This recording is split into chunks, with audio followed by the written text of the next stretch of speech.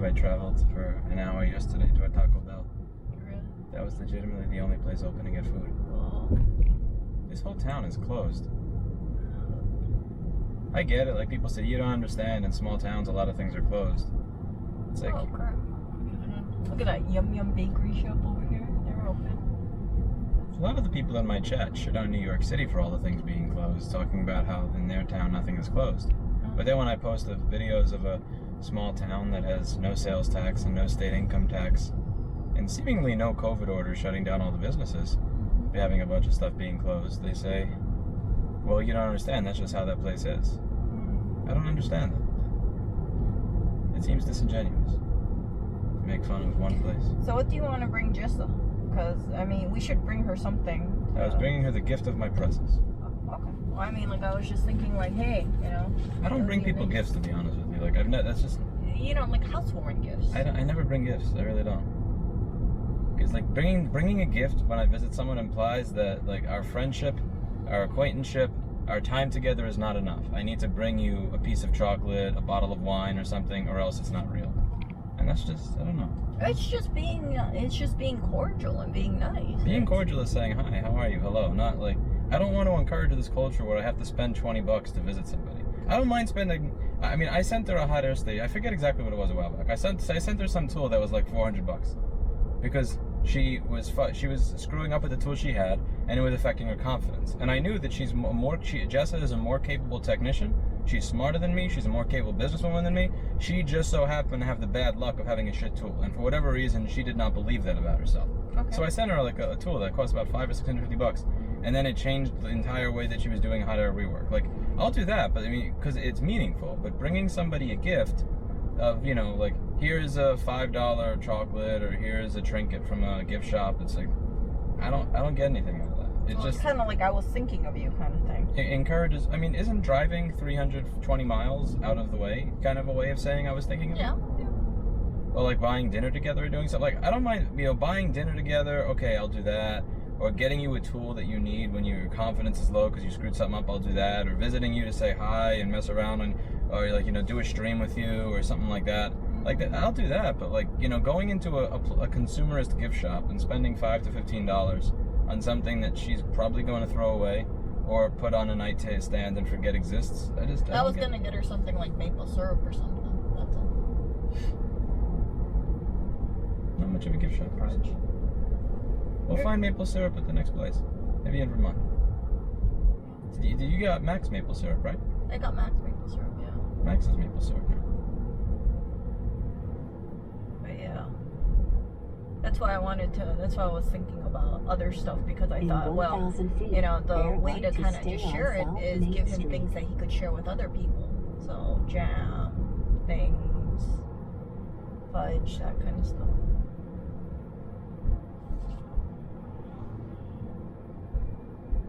Now bear right to stay on South Main Street.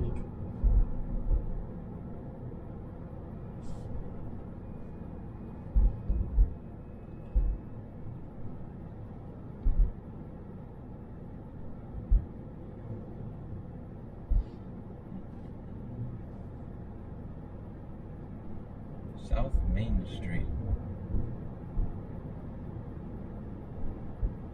I'm uploading videos from my framework, and one of them is 60% uploaded and the other is 87%. I don't want to start over by putting those files on my phone and starting the entire thing from scratch.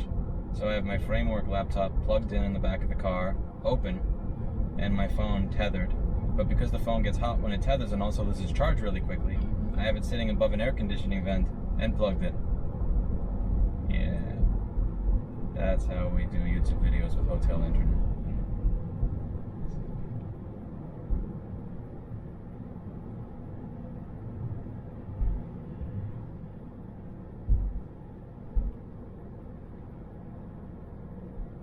In 1,000 feet, turn right to stay on South Main Street.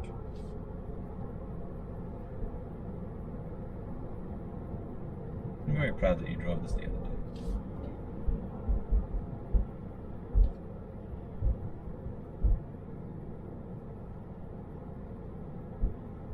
Now turn right to stay on South Main Street.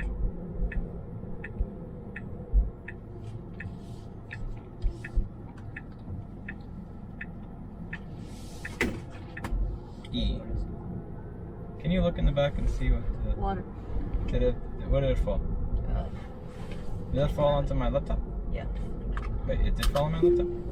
Ooh, I put it in the wrong spot. Laptop is not destroyed? Yeah, it is. Excellent. I really should have set it up so where I can close the laptop, and when I close it, it doesn't go to sleep for this purpose. But I didn't think of doing that. Oh well. I wonder what's going to happen with these towns as time goes on. More work is becoming remote work. Remote work is work that must be done via the internet. And the internet in these towns is effing horrible. I mean, honestly, even just data plans on Verizon or AT&T, there's no wireless, there's no, your wired internet, you get 128 kilobit per second up.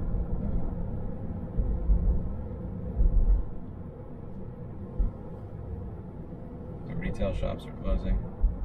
What is the future of these towns?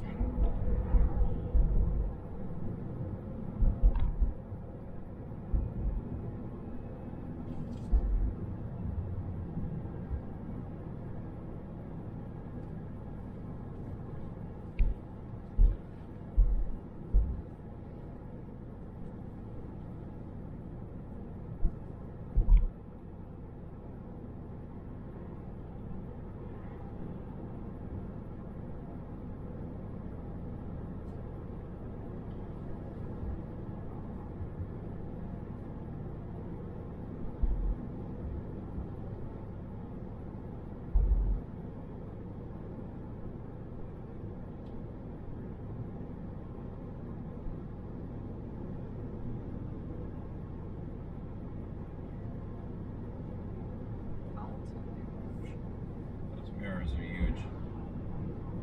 One thing I'm jealous of the big trucks. The one thing that makes me jealous, the giant mirrors. I like giant mirrors. I know it's less aerodynamic, but still. That would probably, having those mirrors on would probably take off a good amount of range. They're nice.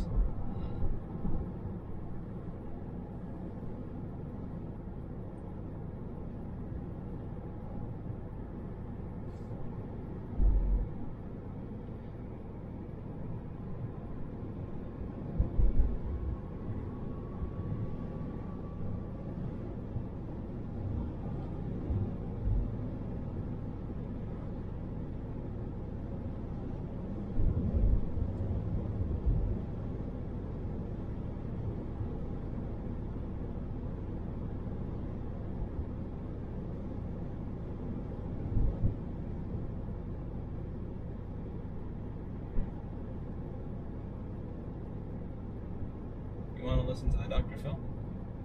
Yeah, sure. With the guy? Let's connect your phone.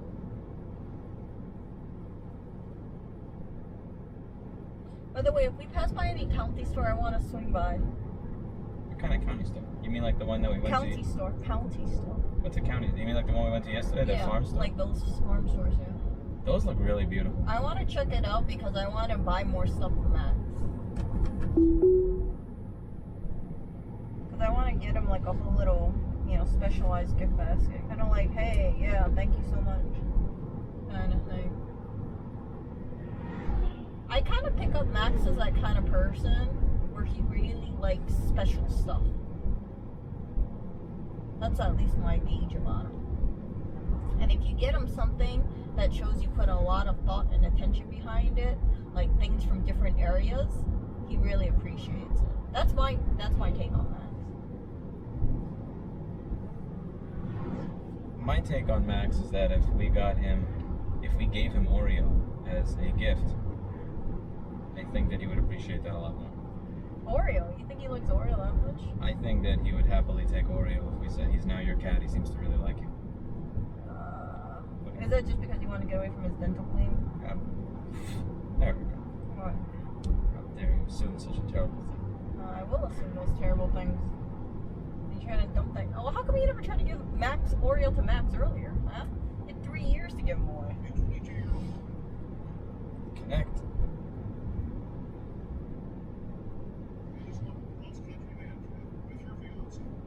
Alright, you're connected, Eric. There it is, Gabby Petito. And now her fiance, Brian Laundrie, is missing as well. Fuck that guy missing. How do you know? He's not missing. He was Gabby at his parents' home and then he fled. documenting her cross-country adventure Yeah, because with her everybody assumes he's 23-year-old guilty. fiance, He's fucking Brian guilty. Laundrie. How do you know? There's been no trial. No evidence. Never goes outside. In late August, their posts slowed down, and so did communication. They seem to have an adoring relationship, judging by these lovey-dovey images. I loved hearing about where she was. She would send me pictures every day. These beautiful places. I mean, it looked like a fairy tale. The fiance reportedly returned with the camper van, but no Gabby. Parents of a missing woman from Long Island need help finding her. She was on a cross-country That's trip Long when Island? communication Yep. suddenly shut Commute. down. 22-year-old Gabrielle Petito was reported missing over the weekend. Her last location is believed to have been in Wyoming. I can't let diabetes get in the way. I've got way too much stuff to do. So here's what I do. A witness reported a physical altercation between the couple Slow August music. 12th. Down. Their van was then stopped for a welfare check. New body cam video was released today showing the missing Long Island native's encounter with police a few weeks before she vanished. Body camera footage in Utah shows Gabby crying in her van at the side of the road outside Arches National Park during an emotional interview with Moab police. You're 22, right? I'm choosing not to cite you today, so you are not going to be charged with it. All right? But this is what I do have to do. I am separating the two of you tonight.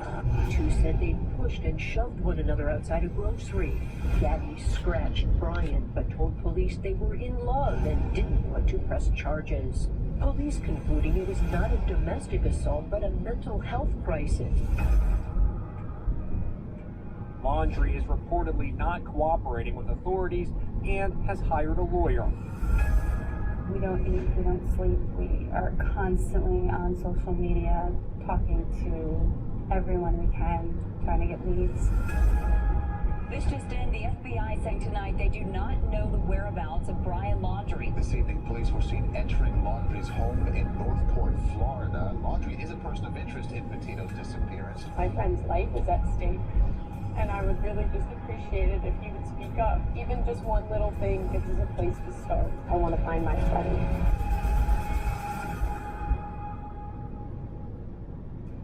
Gabby's father, Joseph Petito, joined me to make a desperate plea for answers about his daughter's whereabouts. He says he will stop at nothing to find Gabby and bring her home safely. Joe, good morning. I certainly hope that we find Gabby and that she's okay. Do you have a theory about where she is and what's going on right now? I have a gut feeling and I have a thought in my head, and the gut feeling's my fear, and I'm using the thought in my head as my focus, because if I use my gut feeling, I'm going to be on the floor crying.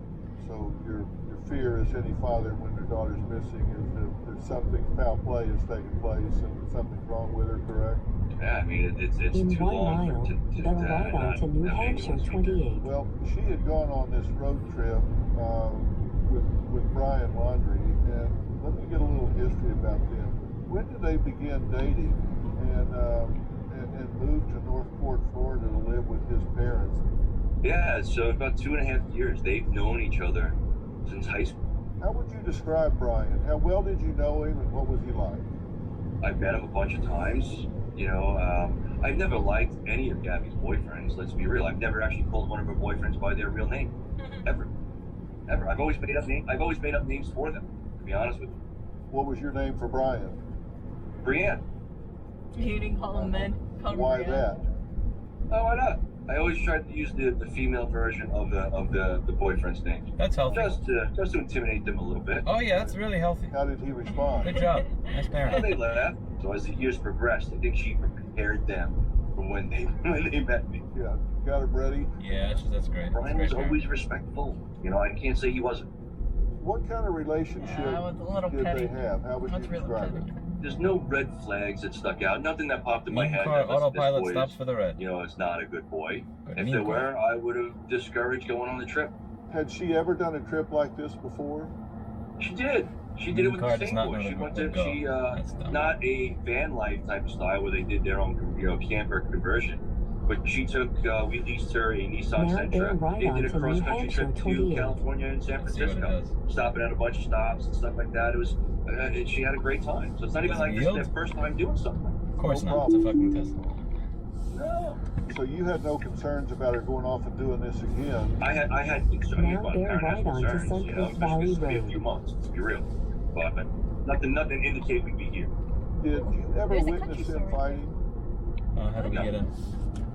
Did she ever talk? Yeah. Did she ever talk to you about them fighting?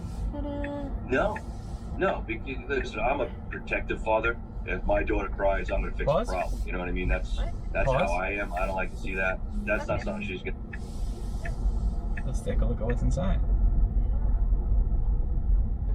That Chevy Tahoe says chillin'. Maple syrup, honey, spicy gems. This is a perfect Erica store. Let's see what we got. Did you see how autopilot didn't go through a green and then it didn't yield to the sign and then it just went the wrong way? That's Elon's Tim's way. gonna be there, right? Yes. I can buy something for Tim. Oh, Tim's Jesus an absolute Christ. sweetheart. Erica, What? with the buying shit. Why? He is. That's why we're visiting. You don't have to buy him shit. I want to fun. Fuck that. Okay, I'll buy something for Max then. Yeah, Max is unpaid labor. That's different.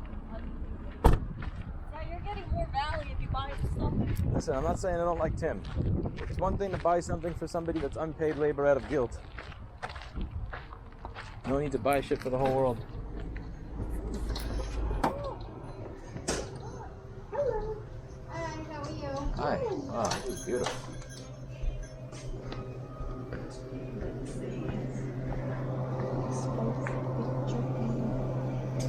Ooh, what a Pasaki.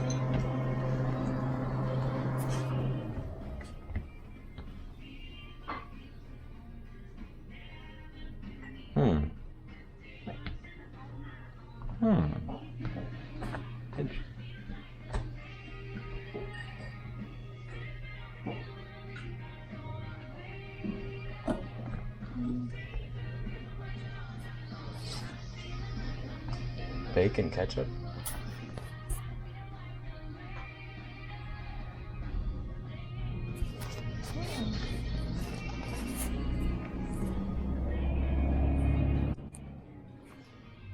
Oh, look at that. In a world full of roses, dear son.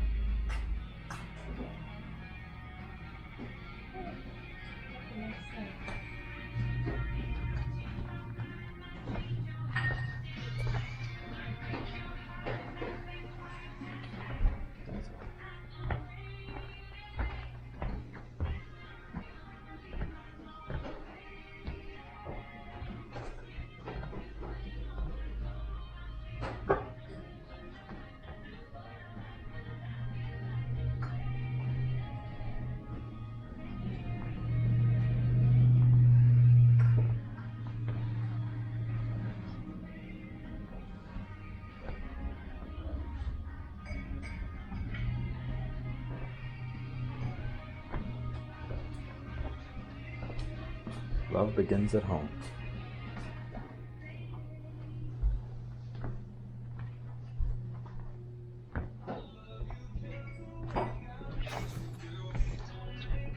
Cookies and cream popcorn. Erica.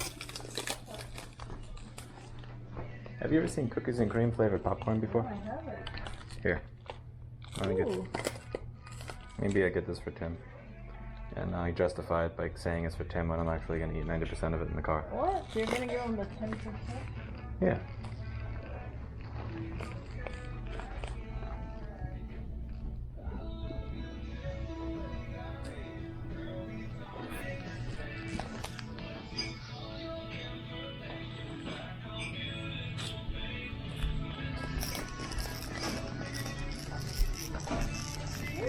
Get him some syrup, Erica. You wanted syrup, right?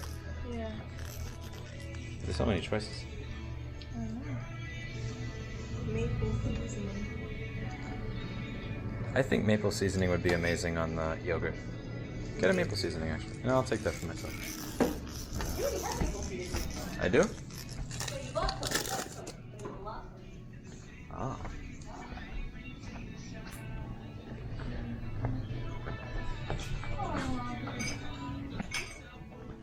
Chocolate fudge. Raspberry fudge, that's... Yeah, that's good. That's enough. Just let me know if you have any questions on it. Well, I did. Thank you.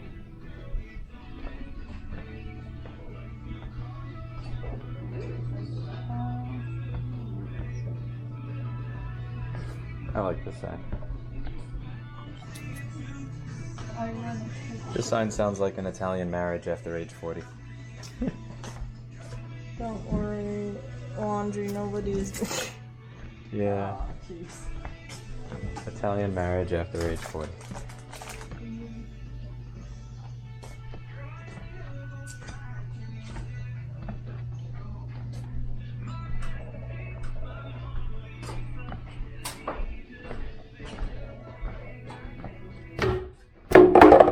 Sorry.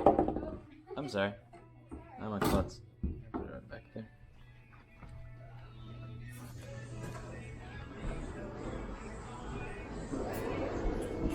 Oh, such a schmuck. Got a maple season. Well, get a maple seasoning for them, not for us. Yeah.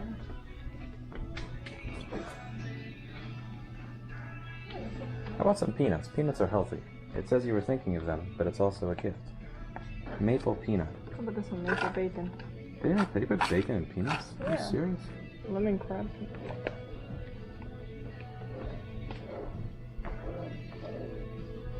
Peanuts, canola oil, sugar, maple sugar, yeast extract, natural smoke flavor, silicon dioxide. Hey, get him peanuts. This is a nutritious snack. Good. Because she's teaching. Justin and Tim. Okay. They're teaching all week. They're not gonna, I know her. She delays getting her food or her lunch when she gets involved in something. And maple peanuts, this is a flavor nobody's ever tasted. I never heard of never even knew maple peanuts existed until then. I'm gonna get Max's. I hope he likes this stuff.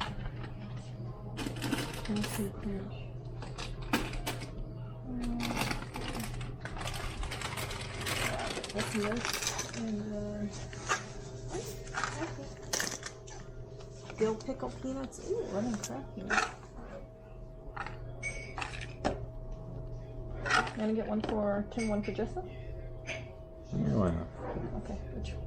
I don't know. Just anyone. Hey, quick question. Sure. What would you say your two favorite flavors of peanut stuff? I actually haven't tried them. They're fairly new, but I know we've sold a few of those, and is there dill ones over there? Dill ones? The dill ones seem to be pretty popular. Got it. Thank you so much. You're welcome.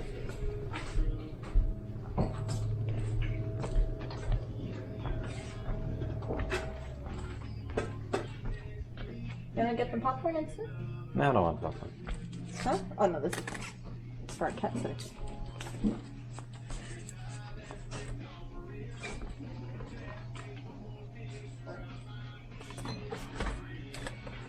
Hope our cat sitter and then gets sick of maple syrup. Alright. Yes, please. Cool. Thank you. Alright. This is such a cute little shop that you have. And so convenient, too. You guys close by? Yeah, we were actually just gonna make a turn, and I was like, oh, we gotta stop over there. We were leaving Lake Winnipesaukee. What's that? We were leaving Lake Winnipesaukee. We're Oh. from New York City. Headed to the city? Yeah. Back to work soon. Oh boy. Alright, $23.96. Okay.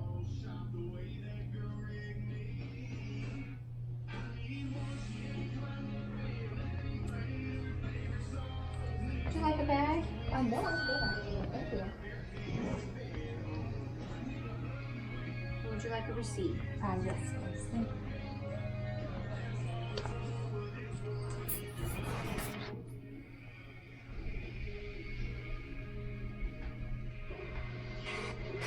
Thank you very much. Safe travels. Thank you. You take care.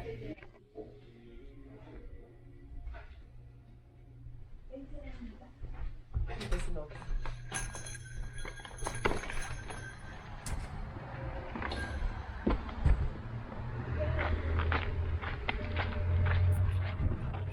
Erica's now happy. She got to be a tourist. I feel bad robbing Erica of what makes her happy. Being a tourist. And buying random shit at gift shops.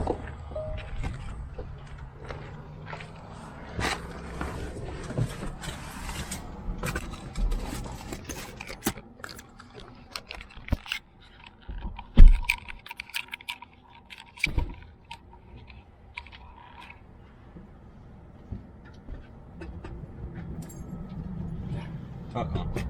What? I took my phone in there, which meant that my Wi-Fi disconnected from my, My Chew be so kind as to hand me that little framework in the back that I can't reach.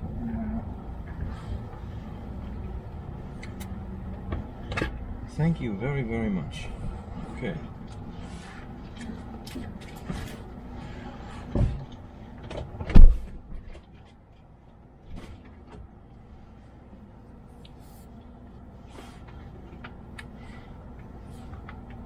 Hey, it's closed.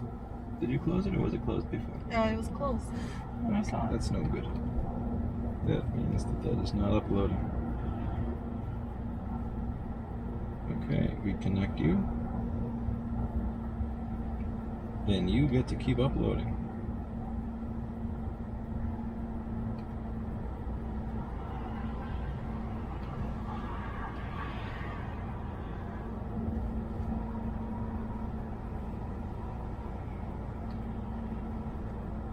Change plan settings. Change advanced settings.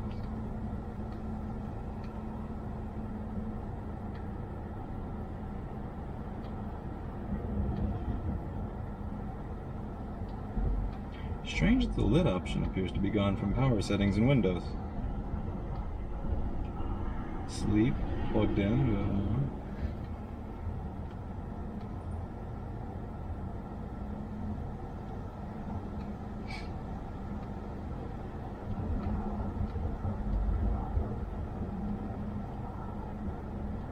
There appears to be no way to set this to stay on. I'm being a noob. That's it. I need this to stay open so that it will continue uploading.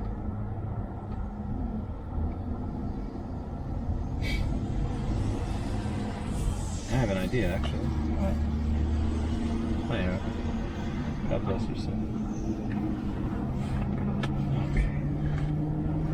Would you be able to go back to the that interview with the weird dad that calls his daughter's boyfriend's female names? That's really fucked up shit. Because here's the thing. Let's say that guy was an actual abuser, right? She's never going to tell her dad. And the dad said as much. The dad said, you know, she would not tell me because she knows what I would do. I would get involved. Which means that she's now the dad is now encouraging her to not have a relationship with her daughter. And the dad is encouraging his daughter to not have a relationship with him. And what happens when your daughter doesn't have a good relationship with you? She hides things from you. And what happens when your daughter hides things from you? She goes out and dates people that beat the shit, that murder. Or allegedly murder. We don't know if it's a murder yet, in spite of Erica saying it's a murder. Erica is not waiting for all the evidence in this case. Look, here's the thing. It was her van, registered in her name. He comes back without her. He had cell phone connection in between, and he doesn't call the police. If something happens, their first thing to do would be call the police, right? As soon as you get connection. It's not go all the way back home and then refuse to talk to the family, have your family refuse to talk to the family, and also not want to share anything. It's like, okay, you want to search for her? Good luck, you guys. You guys do it, not us. We're not going to give you any information. It's a scumbag move. I'm not going to go and say, oh, yeah, that poor Brian Lauderdale and his family. Oh, I imagine what pain they're going through. Come on, there's a missing woman. At least they know for Brian, they know where he is.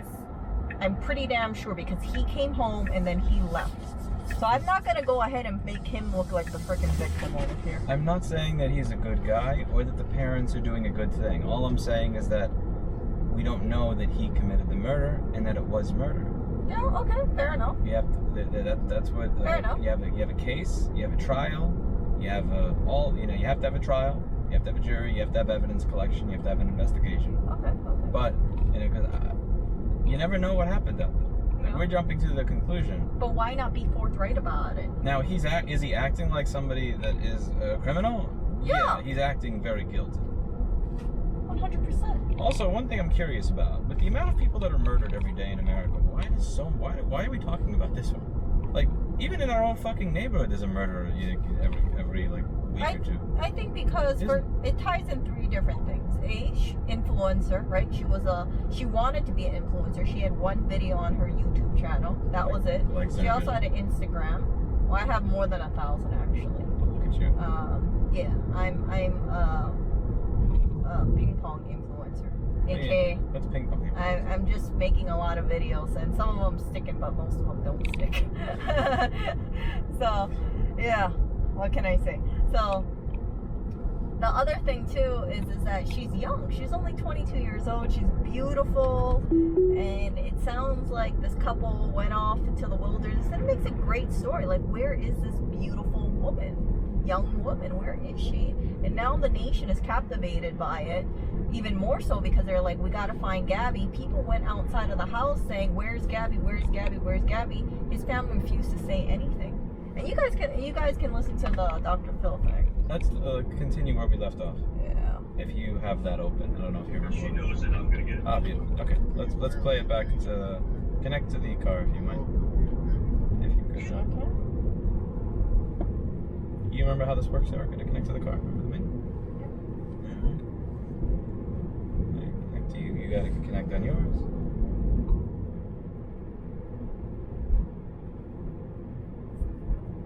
Okay, connected. All right, beautiful. Let's take a listen again. Okay, listen to it. I went back a minute. Had she ever done a trip like this before? She did. She did it with the same boy. She not a van life type of style where they This guy doesn't deserve the title man anyway. But No she man took, would be his we leased girlfriend her a or fiance. Nissan Sentra. They did a cross-country trip to California and San Francisco, stopping at a bunch of stops and stuff like that. It was Like I said, I think my whole thinking is all boys become males, right? And I'm just going with the whole thing, right? Males are males. I know some people would say, "Oh, but Erica," no. But I don't consider all boys become men.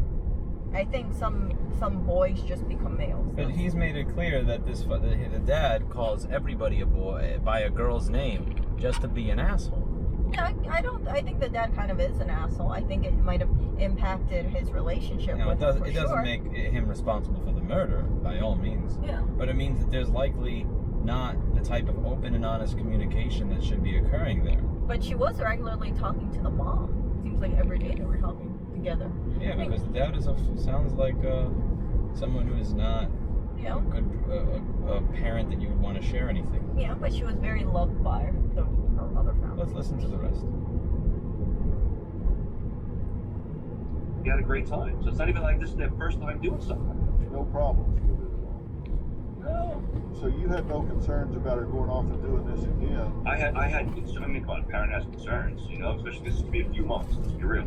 But nothing indicates we'd be here. Did you ever witness them fighting? No. Did she ever talk to you about them fighting? No. Listen, I'm a protective father. If my daughter cries, I'm going to fix the problem. You know what I mean? That's how I am. I don't like to see that. That's not something she's going to bring up to me because she knows that I'm going to get involved real quick. Were you aware of the engagement, and did you go along with it? Were you okay with it? Yeah. Listen, you know what? Listen, at the end of the day, if my daughter's going to be happy and she loves you and you love her, which is what I saw, I'm okay. That's all I care about, and you know, and that's it. My daughter's happy. Let me ask you about her, a few things about her. I heard her say to the police some things about OCD. I want to play this little clip about her saying she was OCD, and I want you to react to her demeanor at the time and then also what she says. Friends would walk up to me and just be like, "What the f is in your mug?" And I would just tell them, "It's mud." Don't listen to this. Okay, there we go. I love my friend, we're just special. Huh? Yeah, I don't know. It's just some days I have really bad OCD. I was just cleaning and straightening video back of the airport and I was apologizing. I'm sorry that I'm so mean. And sometimes I have OCD and sometimes I just get really frustrated. Not like mean words, kind of just like, I guess my vibe. It's like, So she says, I'm sorry, I have an OCD. She basically just got stuck on cleaning and she didn't mean to be mean. So she was driving him nuts. And then allegedly, after driving him nuts, he kills her? There are other ways to deal with a girlfriend that's driving you nuts that don't include murdering her. I'm sorry if I'm in a bad mood. I was just saying. I had so much work I was doing on my computer this morning. She says, I'm sorry, I was in a bad mood. I was just stressed. I had so much work to do on my computer this morning. I've just been really stressed. You're always welcome to... And here's the thing. She says, he really doesn't believe that I could do any of it. It's been like... I don't know, we've been fighting all morning. So this guy doesn't believe she could be an influencer. He's just picking on her. He's a sick fuck. Is that the case? I don't know. Yeah. This is starting to get close to home. Like, Erica did a video yesterday about like trying to do certain types of videos, and I was giving her advice that was, I don't know, probably mean-spirited. No, like saying, people have actually told me that I do have to shorten my videos. Not shorten. You can have a video that's 4 hours long, so long as each topic that you cover is covered without you repeating yourself.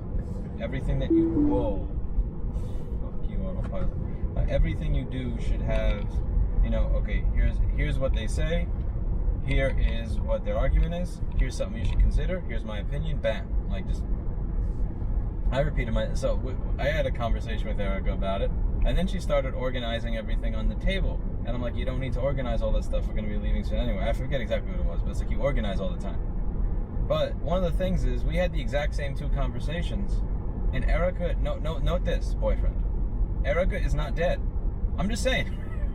Like, you could have the exact same conversation about being an influencer, and your girlfriend could try to organize something that you don't think needs to be organized, but you don't actually need to kill your girlfriend. That's, like, I don't see the jump there. I've never gotten violent to the point where I've actually, like, smacked or beaten a woman before, and I can't imagine, like, is it that hard to just say, I'm done with you, bye, you know, here's 20 bucks, get an Uber back to, or whatever the fuck, or hitchhike back to town, I'm driving away. Like, why do you, well, does it have to end in a murder? Then again, we don't know if it's murder yet. To continue, I'm sorry, I'm interrupting the video. I want to hear the rest of it. So, she says he wouldn't let me in the car before, and he wouldn't let you in. He told me I need to calm down. Yeah, so he locked her outside of her own car. The car is registered in her name.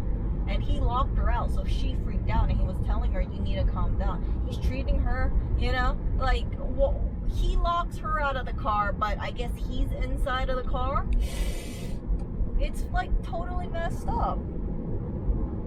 Sorry. And I can feel like she's just an innocent little 22-year-old in the sense like she doesn't know how to handle the situation. Say like, you know what? Get out of my fucking car. This is my car. But you're in the middle of nowhere. That's scary. Yeah, but also, what if she said, get out of my car, it's my car, and then he goes, oh, what, bitch? And shoots her.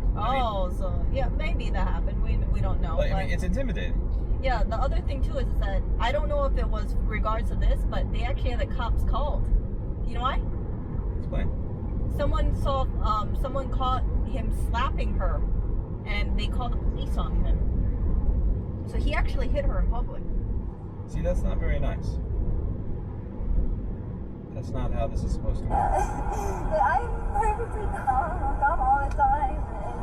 She says I'm perfectly calm all the time, and he really stresses me out. And this is a rough one. Have you seen that before? I've seen bits and pieces of it. I haven't watched the whole video. I can't bring myself to watch the whole video. You know, because I don't like to see my daughter cry. Well, of course, I understand that. Was that out of character for her? Is that kind of her? How would you characterize that in terms of her range of emotion? No, it's out of character for her. You know, she likes things in their place. So that's a small confined area. Making sure that everything's put away so you're not stumbling on things doesn't seem OCD to me. She might be just classifying it as that because you know that's the common term for it. But she didn't have manic issues or mental instability or anything like that. Sounds like they were having an argument because he didn't believe in her that she could get this done. So when she uses the term OCD, you think she's using that in just common parlance, not diagnostic? Yeah, it's not like she was ever diagnosed with OCD or any other issues where she needed medication for or anything like that. Never. You know, you're in a confined area. Come on, who doesn't like a clean, tidy place? Were you aware that they had an encounter with the police on August 12th? I wasn't, and that's not something you're going to tell your dad. If you tell your dad something, like I said, I'm a fixer, an overprotective dad. If I find my daughter's upset, I'm going to come out there real quick, and I'm going to handle that problem. Good job. When did you find out about it? How did you find out about it? No, but he should. No, you don't understand. Okay, this is, I don't know how this is going to be received. If you are the type of dad that makes it clear that you're going to pick on your daughter's boyfriends and you're going to beat them up if they do X, Y, or Z, they're going to hide it from you. But they're also going to wind up seeking out assholes because they don't have a decent male role model. If you're the type of dad that's like, I'm going to beat the crap out of you if you date my daughter, you're not going to have a close relationship with your daughter. If you don't have a close relationship with your daughter, you're never going to be able to have the type of conversations with her so that she understands what is or is not acceptable behavior, what is good behavior, loving behavior versus abusive behavior. And that's what happened here. Do you know what I think? I honestly think he just kind of said this thing to just say, hey, you know what? I want my daughter to be with a strong male. If he lets me calling him Brianna or whatnot under his skin, then, and he gets offended by it, I want to see if he actually does something about it or if he just kind of mutters under his breath. And I think she was kind of sizing up her boyfriends, saying, I want you to be with a guy who can handle his own. And for this guy, right, it sounded like he thought he was nice, but maybe he thought he didn't measure up to what he wanted for his daughter. And just left it at that. But underneath it all, I really do believe that he really loved his daughter. I really believe that. 100%. But he's an overprotective dad. I don't think everything he did was considered, correct. I think just like what you were saying, it doesn't foster good relations or healthy relations. He thinks that he's protecting his daughter, but in the end, what he did, he raised a daughter that went out with again, allegedly abusive guy that then wound up killing her. So like, good job with that overprotective shtick. Good job with that. I'm going to protect my daughter. I'm going to make fun of her boyfriend. No, it doesn't result in raising healthy children. But he also tried to raise her to be a strong woman, and maybe he just didn't know that side about him because she never told him. Who knows? Maybe she was embarrassed. I would want to have I want my daughter to tell me everything. I want her to feel comfortable coming to me and telling me anything and everything at all times, and coming to me with her fears, if I screwed up, Dad, this is what I did. And I'm sure he wanted the same for his daughter as well. No, he knew what he was doing was doing the opposite. He knew that she wasn't going to come to him with problems because he was going to solve them, because he's going to make it worse. Because he's going to fuck things up. I'm not saying be soft. Again, if somebody's beating your daughter, by all means, don't allow that as a dad. Yeah, so he would have beat the guy up. Yeah, but but you're never going to get to that point if you're the type of dad that acts like that. That acts like I'm the biggest tough guy. Yes. I disagree, because if there are women out there who are getting abused by their significant others, and it's not because they were raised wrong, or it's not because they don't have good relations with their family, it's simply because maybe they just want to keep it quiet. There's a lot of women who have like domestic abuse. Have you noticed that abusers often they find the people that have bad relationships with their families? Because here's the thing, in order to abuse somebody, whether it's an normal abusive relationship with people the same age and everything, or a pedophile or anything else, they pick, or a bully that's picking on somebody in the schoolyard, they always have this way of honing in on people that don't have a support system, don't have a support structure, that don't have the ability to talk to their parents or talk to their grandparents because they know they can't do it. They find people that they know are isolated, and they're very good at honing in on that. I don't know what it is they're looking for, but they know how to hone in on people that don't have a support system, where I know that you don't have a relationship with the people around you where you're going to talk to them about it and realize that what I'm saying to you, how I'm treating you, and what I'm doing to you is fucked up. And then they wind up getting away with it. So when you have that type of relationship with your child that discourages your child from being able to be open with you about everything, you now have a relation. You're now predisposing your kid to being in a fucked up relationship because she doesn't have any place to go. Where is she gonna? She can't talk to her dad about this because her dad is gonna flip out at anything. So she knows I can't talk to my dad about any of this. I want my daughter to be I want my daughter to feel like she can talk to me about anything, which means having an open relationship and not being all screaming and judgmental and shit. Yeah, but even if you have an open relationship, she could still be like, hey, I want to keep this from my dad because I don't want him to flip the fuck out. There are some things that kids may keep from their parents, but they're less likely to keep things that will lead to them being in these types of relationships if you're open. And again, if you say, you can't do that, don't do that, how dare you do then yeah, your kid's going to want to keep things from you. But if they come to you with a problem and you say, listen, I hear where you're coming from, what are your thoughts on it? You listen to them and you go, here's what I think. What do you think? Yeah, but in this case, right, he's slapping her. Yeah, but how did it get to that? How did it get to the point where she's dating a fuckface like that to begin with? I get alleged. Maybe you know, he just randomly did it one day. Yeah, but she chose it. She chose a cunt. Now, granted, it's his fault for being a cunt. Fuck him. If he actually did this again, if they go through, do an investigation, court, and all that, fuck him. You know, put him into a fucking shredder for all I care. He deserves it. But I can't get away from that connection that she had a dad that was like this, and she wound up choosing a guy like this. I'm making a connection there. Because I would want this to be prevented in the future. And I would want far better for my own daughter. Yeah.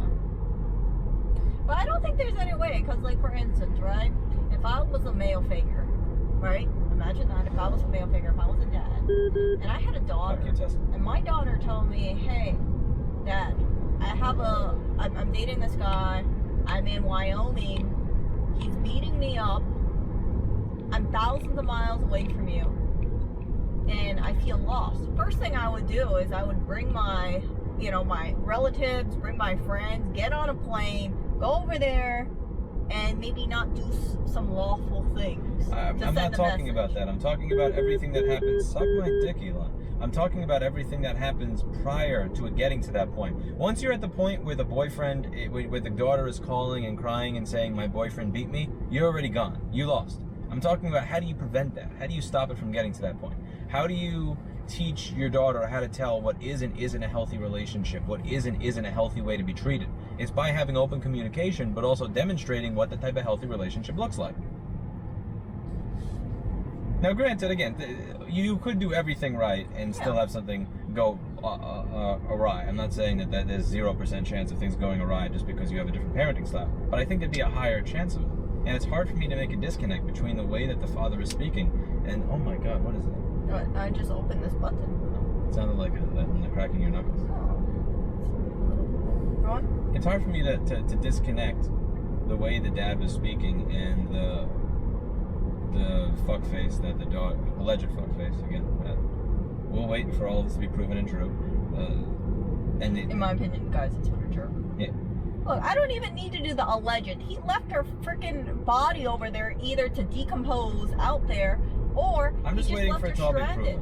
So he had a cell phone. He could have used a cell phone. Okay, let's say he had 20 miles. He was in a mountain. He didn't have coverage. Drive 20, 30 miles. Immediately when you get coverage, call 911. How can I not call this guy a scumbag if he's like, okay, well, now I have cell phone coverage. She's out there in the wilderness, maybe alive, maybe dead. Well, let me just drive back home.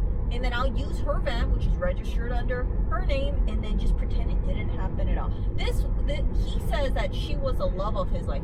How can you love someone and just let them either stay on the side of a mountain, decompose there, and then think, oh, I'm just going to live my life like she never existed? Her family calls me. There would be that if it was me in that situation, the only way I would do that is if it was accidental, like I didn't mean to kill her, but I hit her and she fell on the side of a mountain or some shit and she's dead, and it's like, oh crap, I'm gonna go to jail for the rest of my life. I'm probably not gonna accelerate that process. If that's the case, and he did that, then by all means, toss him through a fucking chipper shooter. He deserves it. But he still should have called the cops immediately. He calls her family to worry. What if she fell down the side of a mountain, right? he assumed she's dead. What if she wasn't really dead? Kind of reminds me of, what was it? The Ted Kennedy case, right? Oh yeah. Let's have her drown in a tub. He had to wait because upside down 6 hours. Because he was drunk.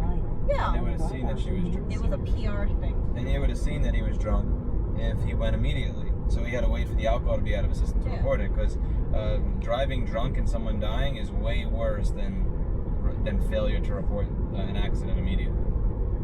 So failure to report an accident immediately should automatically have the highest possible penalty to avoid what happened in the Ted Kennedy case, because he was using the incentive structures in the law to get around that. Yeah. I agree with you that there's a 99% chance that this guy is a douchebag and a murderer. I just don't want to start calling him that with certainty. You could say in your opinion. It's not even in my opinion. Fire. It's 99% chance. It's just I like waiting, and there are enough times that I've been featured in the news, obviously for not for shit like murder, but there's enough times that I've seen myself discussed in a Reddit post, and I've seen like a top voted post in that thread, what everybody assumed, and it is so far from the truth, it's ridiculous, that I know what it's like to be on the other side of that, so I just don't want to jump to the conclusion. But yeah, 99% chance. I'm guessing that he did it. I'm guessing that he ran away because he fucking knew that he did it, and now they're right onto Main Street. Yeah, because you have to take into consideration his family's, when he was at home. It's not right onto Main Street. The family doesn't work. No, it was supposed to be right onto Main Street. Whoa. The family did not have to worry because they said, oh well, we know he is home, he's safe. Yeah, we got people outside chanting his name and things like that, or asking where's Gabby, but that's their blood. And it saddens me because she lived with the family, I think, for about a year. So it wasn't like she was just some random person that they only met a couple times. You'd think that there would be a bond, but it almost sounds like they've just said, oh well, la la la, she's dead, she's gone, nobody talk about her, who cares about her, let's just go on with our life, media, go away. It's very uncaring, it's very cold. And that's why people don't like the family as well, because they say, how can you not try to help another family find their daughter, who is your son's fiance? That's fucked up, and that's also, again, that's seemingly guilty behavior. Why would you? They're trying to protect their kid and figure out, how do we spin this? Similar to Ted Kennedy, he did the fucked up shit he did, and then he was in a room filled with lawyers. They're probably trying to figure out, how do we properly spin this before we speak to anybody? We need to figure out our story. Was this an accident? Was it a quote accident? Was it self-defense? Was it she threatened him? Or, like, they have to figure out how they can reasonably frame this so that their son does not spend the rest of his life in prison or the death penalty. What is all this shit in the road? Crap. It's literally just a bunch of crap on the side of the road. Antiques. So the other thing too is that his lawyer was supposed to have a press conference, and then at the last minute they withdrew it. Do you know why? They said it wouldn't be in our client's best interest, and left it at that. I mean, at a press conference, they're going to ask you a bunch of questions that are. I don't know. A press conference is going to ask a bunch of questions that are designed to paint you in the worst possible light or to trip you up. The learning tree. And you don't have time to look things up and answer. Oh. Like, you have to give a rapid fire answer. I don't know. I probably do horrible press conferences. If I murdered you, I would definitely decline the press conference. I'm just saying. But I wouldn't murder you. I would take away your cookie. What? I would definitely take your cookie. Good news. Yeah, I didn't think you would spin it as, she ate too many cookies and it enraged me.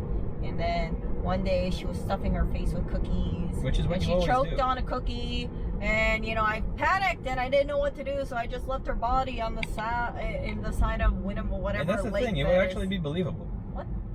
It would be believable because you're always eating a cookie. You're always looking for a cookie. We traveled 300 miles, and what's the first thing you do? You walk around looking for a freaking cookie. Yeah, I have a cookie. I mean, you would be asking for it at that point. You'd be asking for that very, very easy alibi, with that easy story, which is that you're a cookie thief. Cookie thief.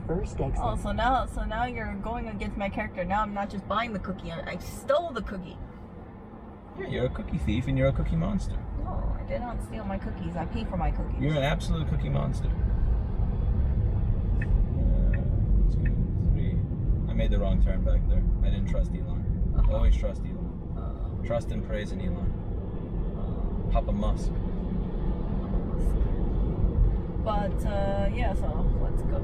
Yeah, overall, curious to see what happens. I hope they catch this guy. Is there more to hear in that? Yeah, video? there is.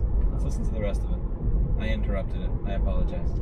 Interrupting is inconsiderate. It's hard to handle, and I really got to focus. And to be honest, all that stuff comes second. Like, that's problem number 2.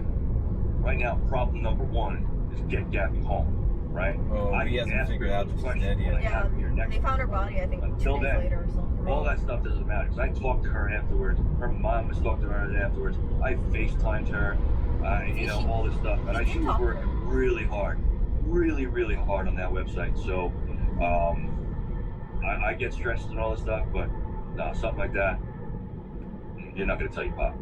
Right.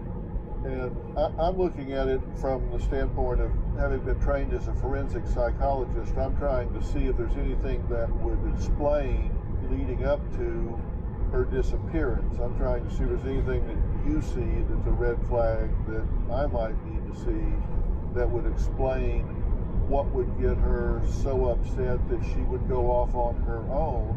And I'm trying to wrap my head around how Brian would drive all of these days back across the country, having left with your daughter and returning without her and not saying anything about it. What do you say to yourself about that?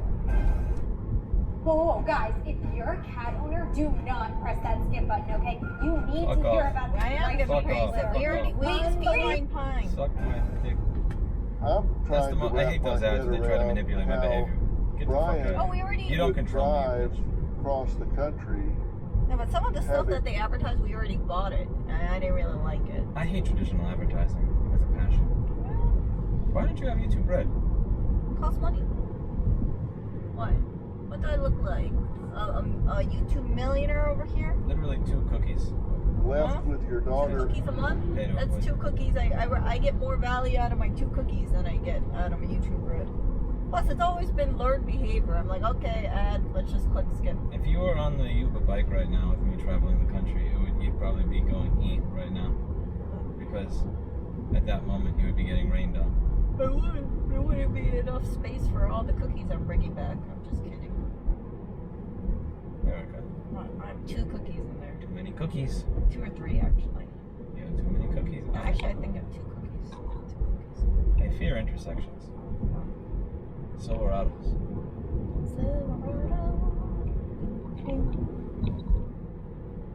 Yes. 2 lanes go into 1. That's a troll road. Troll Road, New Hampshire. And returning without her and not saying anything about it. What do you say to yourself about that? It's not even his van.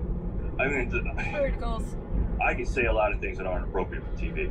Like I said before, I'm a protective dad, you know, and I got a lot of questions. Well, let's talk about 100%.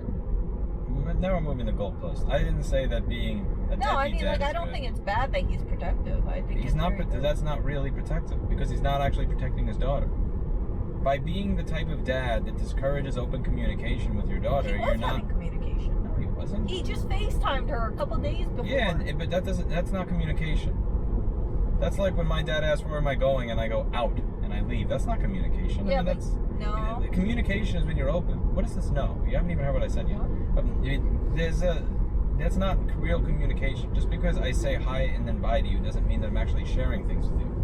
And when I mean communication, I mean you're being protective by being the type of dad that's open enough with your daughter that you're able to have conversations with her that teach her what type of guy she should be looking for in the first place, modeling the type of guy she should be looking for in the first place, and having the idea in her head, not telling her this man is bad for you or this man is bad for you, but where she naturally comes to the conclusion, I shouldn't be getting treated this way. In 1 mile, she wasn't sharing with him.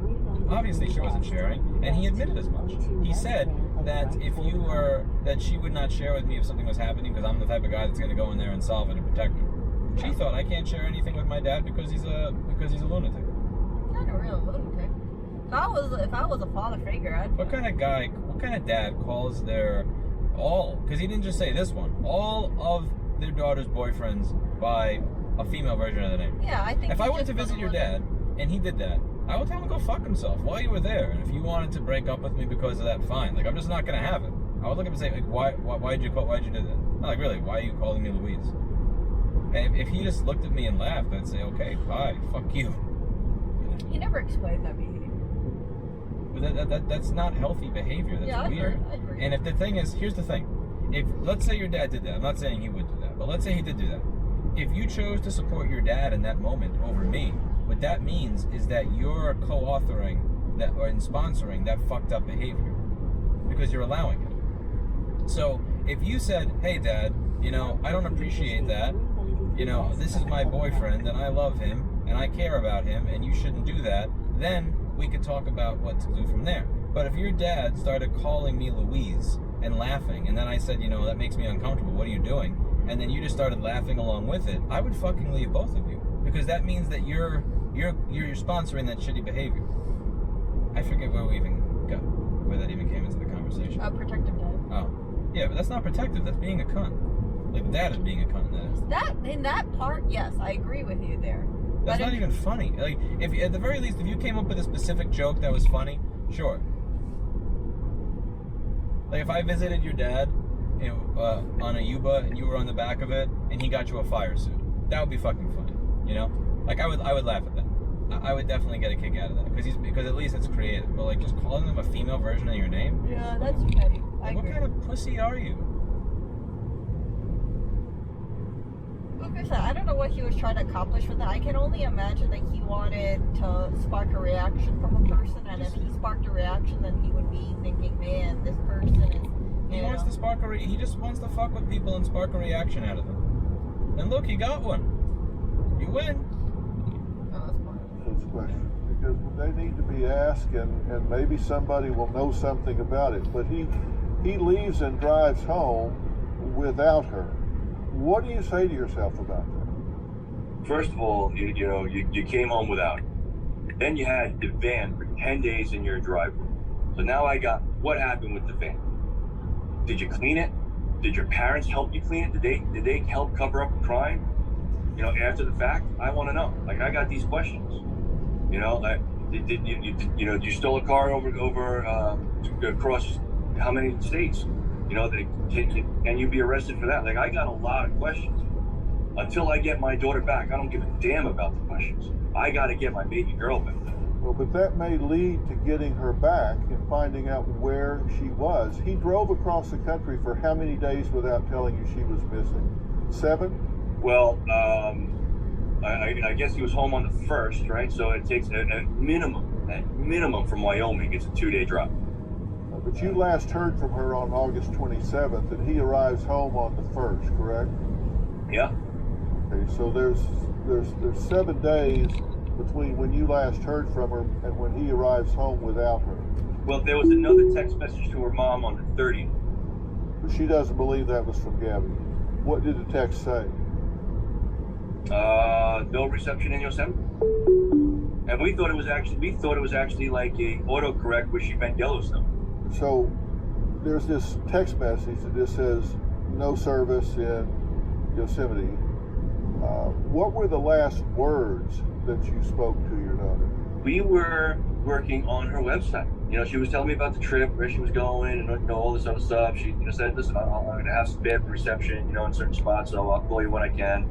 I'll let mom know I'm going to be calling her. All right, cool. In 1 mile, and then we worked on the website and trying to. She had some problems. Right toward Interstate 89. Making the email address to her, for nomadic static that she was doing. So I'm not a techie guy, but I sat down at my computer and we YouTubed it and we figured it out together. I sent her some food through my Domino's app, and we would just laugh and having a good time. Trying to make it work. It was frustrating off the start when we couldn't get the email to work, but we got it. Okay, and that was when? That was on the 21st of August. That's me and Gabby talk once, twice a week. My mom speaks to her 2-3 times a week. My son talks to her, a couple times a week. So, it's always someone talking to her, and you're like, they talk 1, 2, 3 times a week. So he had a good relation with her. He sent her food, I think just the father thing. Because, you know, you gotta figure, this is his only daughter, if I remember correctly. So he's probably thinking there's a lot of assholes out there. I know how assholes are gonna be, so I'm gonna be super protective. Yeah, that's just an old-fashioned style of parenting. You know, and he's I don't like, think that shit works. He's like, don't, you know. Like, Sorry. You know, he's like, I used to be a young male before too, so I know how these guys think, and I want to protect my baby girl Yeah, from. but what you don't know is how your daughter thinks, and how your actions are going to make her do the exact shit that you don't want her to do. I wonder what Emily thinks of this. Does Emily watch my stuff or just your Emily stuff? would have said she should have had a taser. Look or at this. something. Or gun. I love the you get 3 feet to merge shit. God bless 0 to 60 in 4 seconds. Alright, continue. Or was that the end? No, that wasn't it. I haven't, you know, and you don't think it's you travel in the country. But then it started to become a week. You know, now it's 10, now we got a problem. You know what I mean? Now you're 10 days, you know what I mean? We got a problem. You know, and that's when it was at. During that time, he never called you? 10 days. He never said... So, he came back on the 1st. He had the car, the van, that was registered under Gabby's name in his garage for 10 days. So during that time, they were like, where's Gabby? Where's Gabby? Where's Gabby? Let us talk to us. And they just didn't. They just iced out the father and the family, Gabby's family. That's fucked up. So that's why they're saying, hey, I don't know if you and your parents cleaned the car for 10 days. Hey, just so you know, I'm home with your daughter's van, but not your daughter. She's out there in America somewhere. I just left. She went off with some people, or she's in a hotel. Nothing. Nothing. Zero. No, nothing. Gabby's mom last talked to her physically on the 25th. Right. On the 30th, she hears, you know, she gets a text message that there's not a lot of service in Yosemite. She, you know, you can think it's a like autocorrect or whatever. You don't think anything of it, you know, but then come the, you know, the 1st, the 2nd, 3rd, the 4th, the 5th, you're not hearing from her. All right, because you're camping, there's not a lot of service. I'll hear from her in a couple of days. And then, you know, you let two days more go by. Now you start calling people and stuff like that. And like, all right, maybe, you know, whatever. And then we started to, we tried on the 10th to do, like I said, the missing person. We finally got it in on the 11th. In 1 mile, you know what I mean? take So the Interstate it just 89 became north exit too much. on the right Did toward you call Lebanon. Brian White River during or at the Junction, end of this Vermont. 10 days? We called Ryan, we called the mom, we called the dad, we called the sister, we called every number we could find. And we got no phone calls were picked up, no text messages were returned. So we texted them. Have you seen our kids? You know, we haven't heard from them, you know, in a while. We're getting really nervous, and we're about to call the police. And you think when someone says they're about to call the police to find your missing kid, you would return a phone call? I mean, that's just what logic would dictate for normal people, and you don't get any response? I mean, that just makes it more and more concerning, doesn't it? So mom, dad, sister, Brian, nobody took your calls? No one. Okay, well, let me do a hypothetical here and flip the table. If this was the other way around and you had a son that went off with somebody's daughter and came back without her, and the family called you, wouldn't you pick up the phone and answer it and tell them everything you knew? Now take the Interstate 89 north exit on the right. All right, so let's expand on that a little bit more, right? That's what makes this so scummy. My son comes home without his companion, who lives in my house. Remember, Gabby lived there. Right. So if he's back at the, you know, so my son's back at my house without the person who lives in my house, and once he gives me an explanation, I'm on the phone with the parent saying, we got a problem. Because I'm a good person. We got a problem, and we got to handle it quick. And whatever the problem is, however the scenario is, you know, I teach my son and my youngest son and Gabby to stand up for your mistakes. All right, if you do something wrong, you apologize and you take what's coming, because that's what decent people do.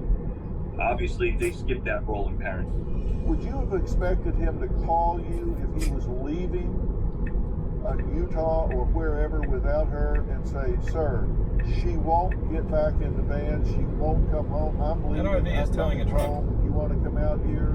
Would you expected him to say, I'm leaving and coming home without your daughter? Would you have expected him to call you if he was leaving Utah or wherever without her and say, sir, she won't get back in the van, she won't come home, I'm leaving, I'm coming home, you want to come out here? The problem with that is that van was Gabby's.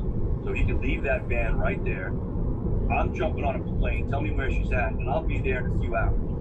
If I got to get a private plane to get there, I will do that right this second. I don't care what it takes. So he better walk his little behind over to somewhere else and figure out how he's going to get home to his parents. Because that van is in her name, not the other way around. So if he comes home, he shouldn't have brought her van home, is what you're saying. He leaves that with her.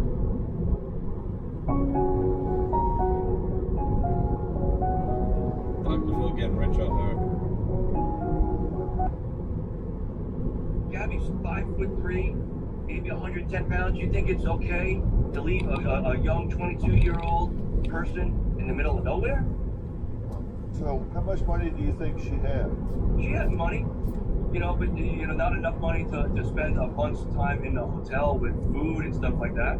Now, this van is hers, so not his, so you could go pick that van up. Why is that not happening? It's in police impound, and I'm letting them, they have the van, they're processing it. There's so much information in Dr. Phil. I'm overwhelmed with how far this story has gone in terms of the world. I mean, it's across the globe. It's wild. And I am so humbled. Can I just say something? The parents not speaking to Gabby's parents after this happened, that's unforgivable. That's absolutely unforgivable. And the only reason that would be happening in my mind is because they need to come up with an alibi for why their son should not go to prison for the rest of their life. I agree.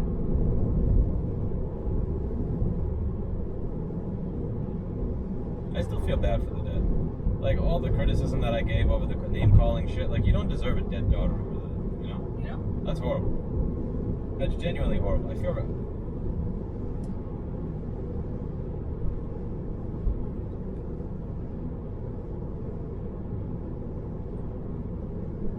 You? Yes, sir. I want to thank you, again, because you're taking the time to push this story out there and essentially save my life. So I can never repay you for that. But if I ever meet you in person, man, I would like to shake your hand and say thank you so much, because I can't thank you enough.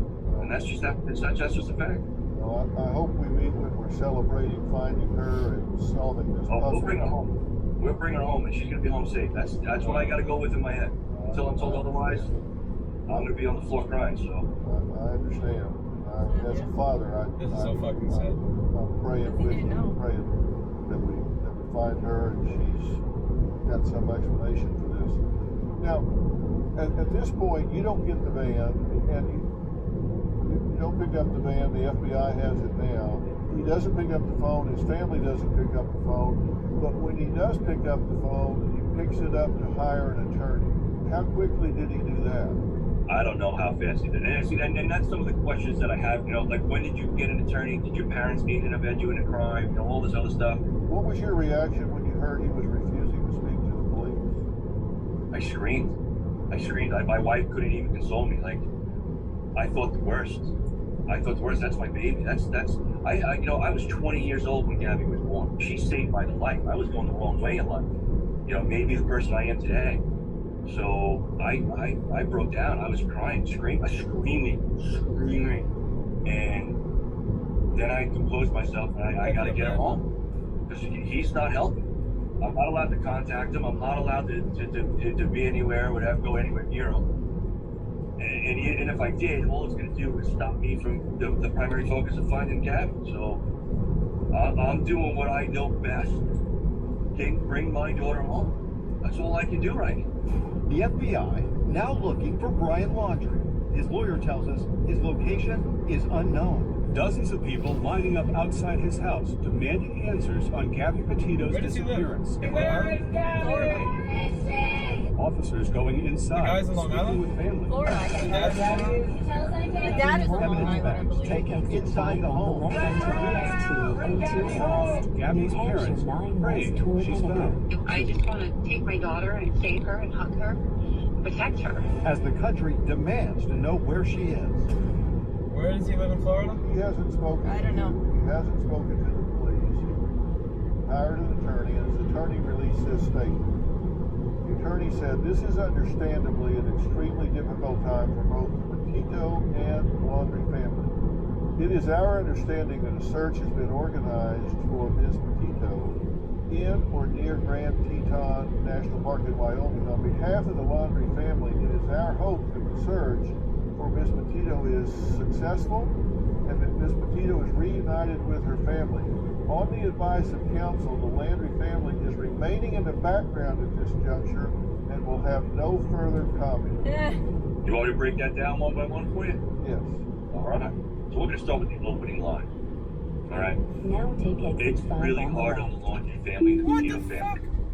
Well, my child is nowhere to be found, and I'm not getting any answers on where to even Did you see that? start. Yeah. So It was going to crash don't right into sit that there sign. and tell It wasn't me going to the how right, and difficult it wasn't is going to for the you left. because you It was got going reporters through on the your- line.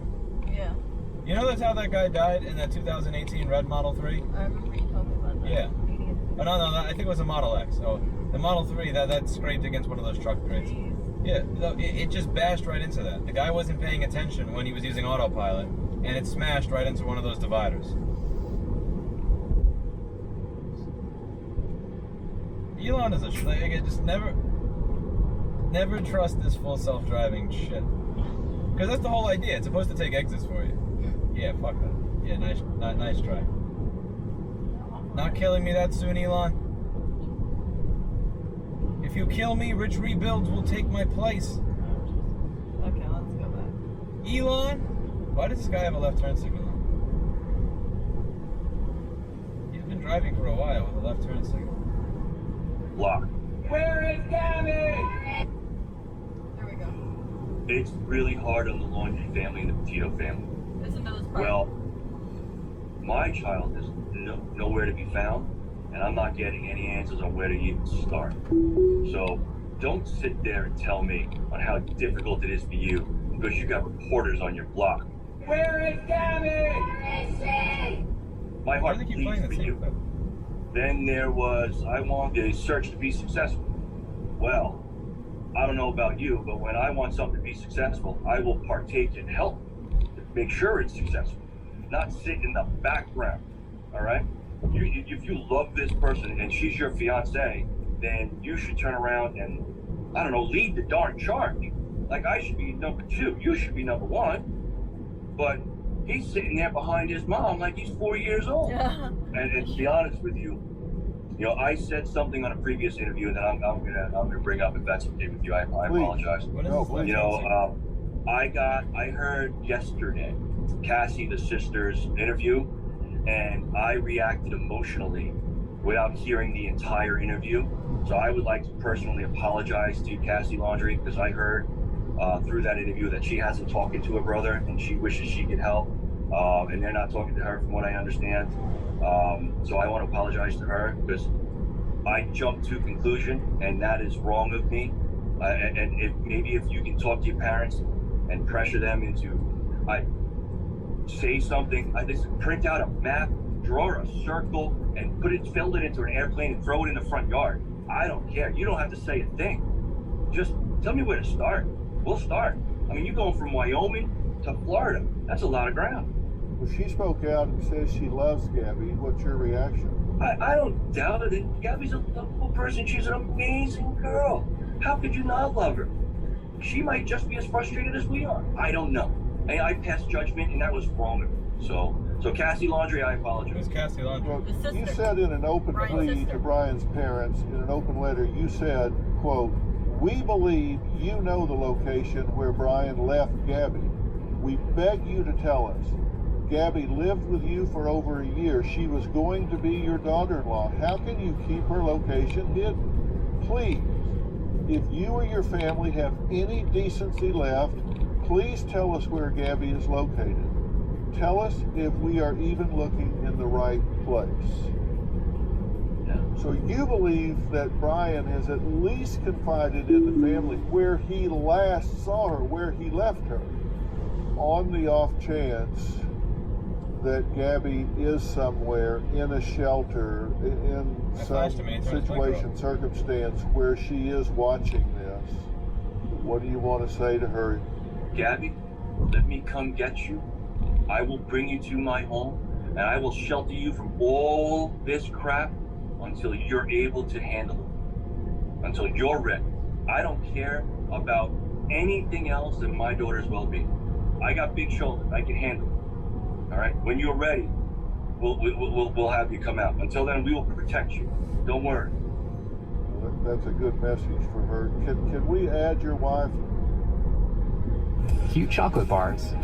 Ooh, this is Loudness wars. Oh, I hate that when they do that. You know what the loudness wars are, Erica? Make it louder.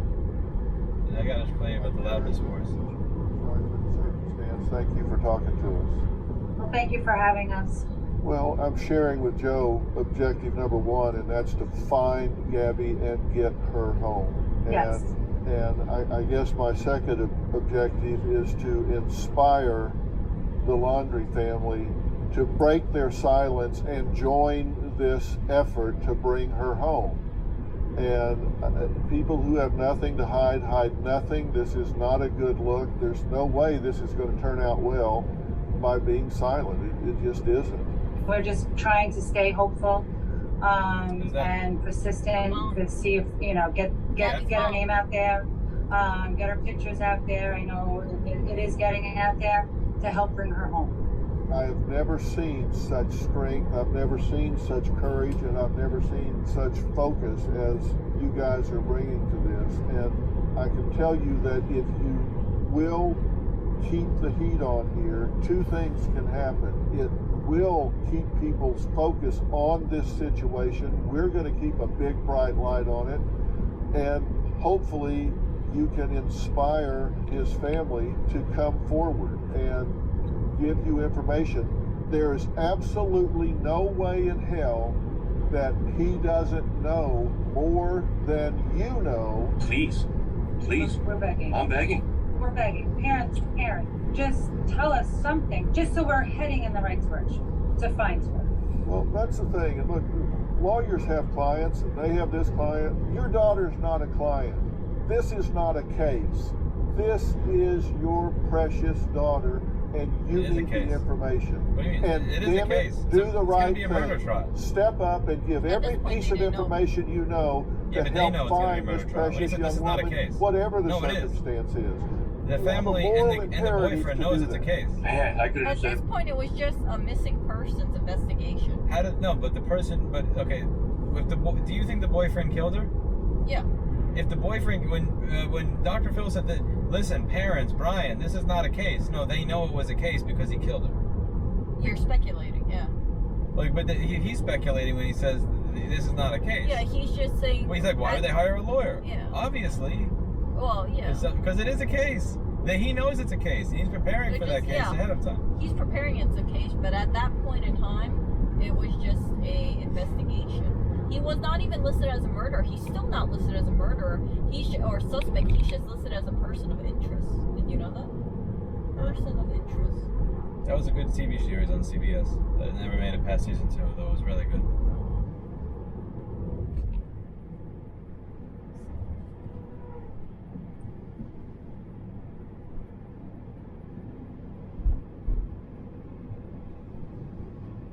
Dr. Phil, I thank you very much. I appreciate everything you're doing, man. I can't thank you enough. Please, just keep it up as long as you can, as much as you can. That's all I can ask. Well, we're going to do that. Let's find her and get her home. Thank you very much. Please. This is not Dr. Phil to Joe. This is Dad to Dad. Let's find her and get her home. That's all I need first. That's what we need. That's number one. Goal one. That is it. Missing van life girl Gabby Petito. Hello, and good morning. I think she's in trouble. I think she's hurt. She can't survive on her own. She doesn't have those skills. Do you have a theory about where she is? If I use my gut feeling, I'm going to be on the floor crying. New Dr. Phil. Hyper production right there. I know. You gotta have that thing. But yeah, Gabby's sad.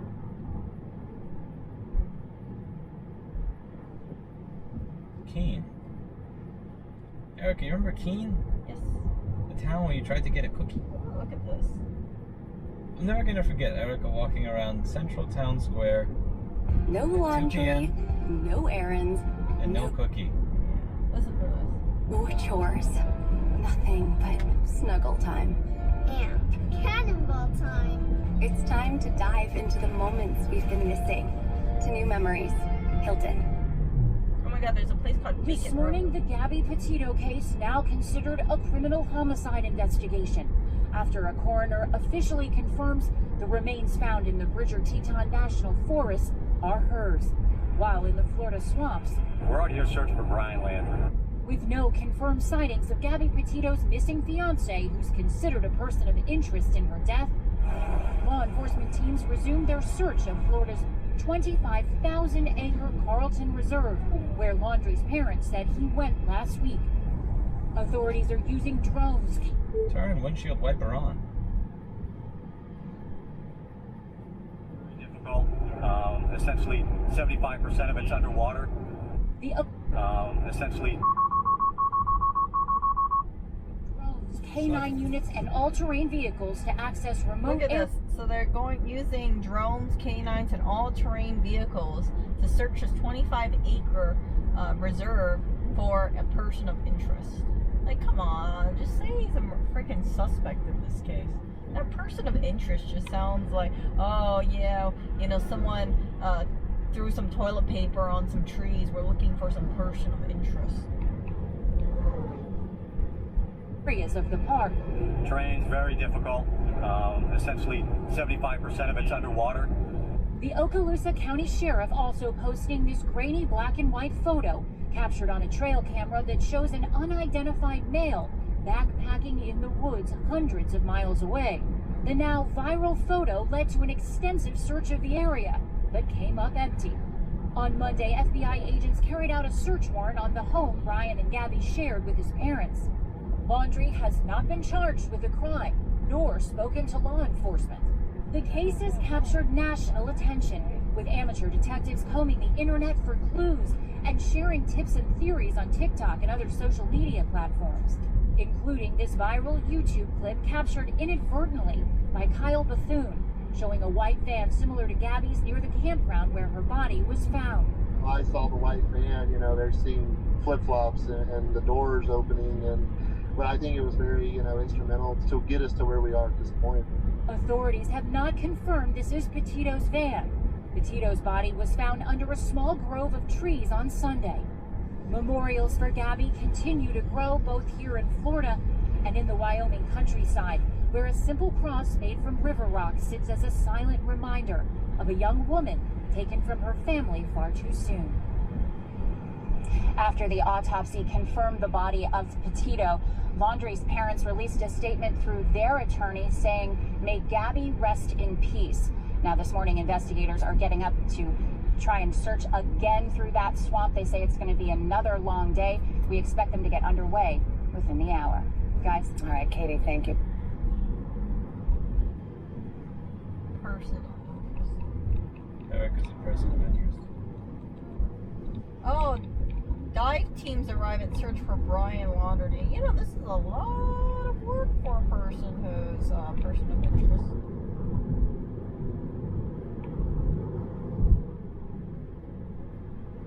Yeah, so they did an autopsy on her to confirm that was her. Yeah.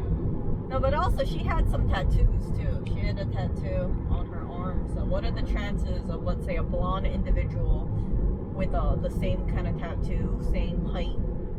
You know, maybe she had her ID on her phone. It's like 99.9% sure at that point. Why are they not sure, sir? No, they were. They found the body and they said it matched the description, and then they did an autopsy. They probably grabbed dental records and then confirmed blood type as well. Fingerprints, if they had some on the body. I love my windshield wiper fluid. Yay, AutoZone. How much was that stuff? What? Windshield wipers. $3. That's pretty cheap. It looks like it works well too. Yeah. Yeah. There's no need for that Rain-X shit. Yeah, you don't need it. This is so much much cheaper. You can just swing by to an AutoZone and just buy it.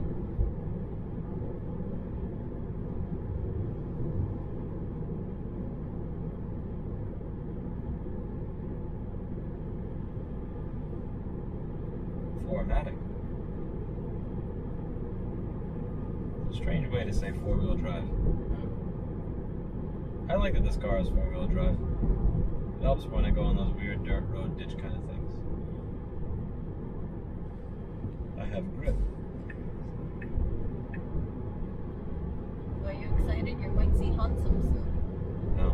No. I want to go back to New York City. I'm going to go there, take care of some business, and then leave for Tennessee. I'll show Erica's Nashville. I always wanted to show Erica Nashville.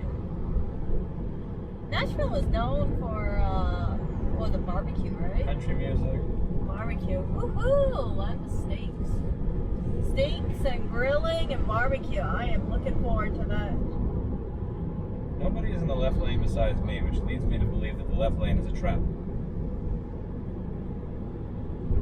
I'm curious to see what meat prices are over there.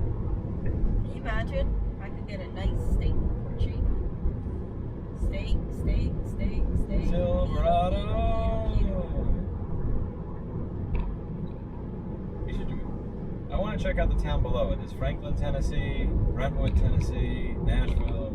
Nashville is becoming overpriced as fuck because everybody who doesn't want... The thing is, people who want to live in a city but don't want to live in like a fucking crumbling New York kind of city are moving to places like Nashville. Because they still want a city life, but they just don't want to deal with, you know, like Cuomo de Blasio. So I'm assuming Wolfeboro is out of your list for sure. Honestly, New Hampshire just... I'm gonna get so much shit for saying this, but New Hampshire just seems like a giant nursing home. It seems like an assisted living facility.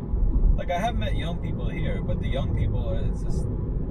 The young people look like they have 1 foot out of the state. This does not strike me as a place where things are happening and things are going on and like the next stage. And... Oh look, you got Village Grooming over here, Tractor Supply, U-Haul dealer. Like, we went around the town of Keene, and the impression that that's supposed to be a college town. Yeah. A college town's supposed to be busy. It's supposed to be shit like so much shit is closed in a college town, really? Well, yeah, I mean, you saw how many stores were closed when we went to the college town of Keene. yeah. But also, like, look at what was going on there. What was happening there? It seemed like everybody was older than us. It seemed like a dying town. Like, a lot of the people there were significantly older than us. Now, maybe I don't know what my standard is for a living town, but it's one of those things where I think I'll know when I see it. Ooh, hey, there's a Country County store right around the corner. We gotta pass by that. What are you talking about? You just went to a country store. Kent County store. I got your maple syrup. Yeah, but I want to go grab another one. What? Are you serious? Serious, yeah. Oh, Kent County corner. What? Where? Is that it? Oh, no, never mind. That's not it. Help wanted. Never mind. Hey, you want to work there, Erica? No, you want to work there? I thought it was gonna be like, you know, it seems like it was closed up, so never mind. Maybe you go work there, they'll be open. I'll leave you off there. I'll pick you up before my trip to Nashville. Maybe they'll give you a free room and board. I don't think so. I'll have to poop in a porta potty. Why? The other one didn't have one. Yeah, it's like living on the farm, girl. City girl. Want me to leave you off at a Dunkin' Donuts? Wow, Dunkin' Donuts, not even a freaking Starbucks. Starbucks, where are you at, Starbucks? My time in New Hampshire was somewhat... I just didn't... It feels like this is like... This was yesterday's area, if that makes sense. Even the area that was in that Keene town, like, the population is actually on its way down. Like, it's been going up for a long time, and now it's on its way down. And it just gives me that feeling that it's on its way down. Can I make a good judge of a place? It doesn't seem like it's really a city unless you got Starbucks or some big chain place. I don't like Starbucks. Dunkin'. No, but it's true though. Like, think about it. Where do they have Starbucks? They have Starbucks in Honolulu, Hawaii. They have it in Seattle. They have it in at airports. They have it at you know, basically places where people are associated with the city. Starbucks, not bumfucking nowhere. There's a Starbucks there, most likely. So I want to figure out where all the Starbucks are and then go there. I don't know if that's the best idea. Yeah, either that or the Trader Joe's. Starbucks or Trader Joe's? Yes. You got I like Trader Joe's and Whole Foods. If you got a Trader Joe's and a Whole Foods nearby, They have so much eclectic, strange stuff. I love Trader Joe's. It's amazing. You're a city girl. I am a city girl. You're not that much of a city girl. Like, you don't go out and get drunk and you don't go party. No, but I like the accessibility. When I can just walk down the street and be like, ooh, cookie. Let's grab this. Let's You're go not back. getting a cookie. I swear, like, it's so tempting to move to Keene just so you could be in a cookie-less town. The only place that had a cookie in the entire place of Keene was that Mexican restaurant, so I'll buy them out. No. And I'll stop selling Make cookies. my own cookie. I can make cookies, you know. I have a pretty good cookie recipe, thank you very much. Nope. Yep. And you know what? If I have a hard time getting the ingredients, Amazon will be my friend. You'll be like, why are you paying $10 for 1 pound of chocolate chips? I'll be like, cause it's Keene. It's Keene. I have to play the markup. So you're buying chocolate chips or something from Trader Joe's off markup on Amazon and getting them shipped? Yes. Thank you very much.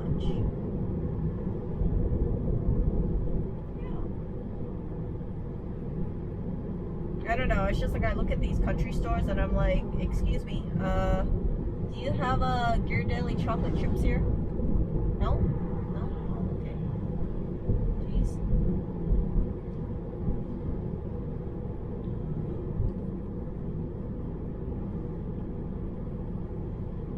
I never thought, I feel like I'm gonna go back to New York and I'm gonna say, man, I miss seeing freaking Starbucks. I miss going in there and they'll be like, what do you want? I want a Frappuccino. I want a refresher. I don't even really drink Starbucks. I was just seeing that freaking mermaid. It's just like, it's nice. Don't get me wrong. But I've also seen some big ass mosquitoes here too.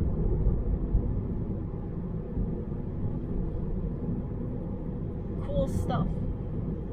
Oh, it's an antique store. Oh yeah, antique store. What do you know?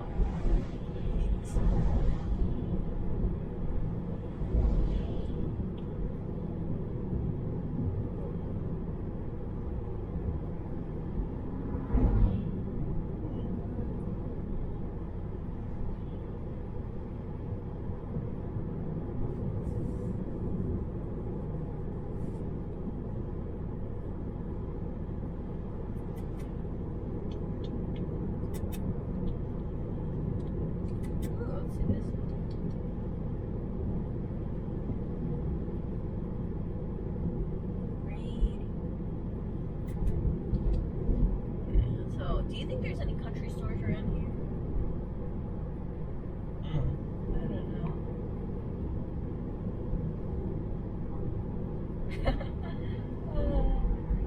I was gonna say, I just see all these guardrails.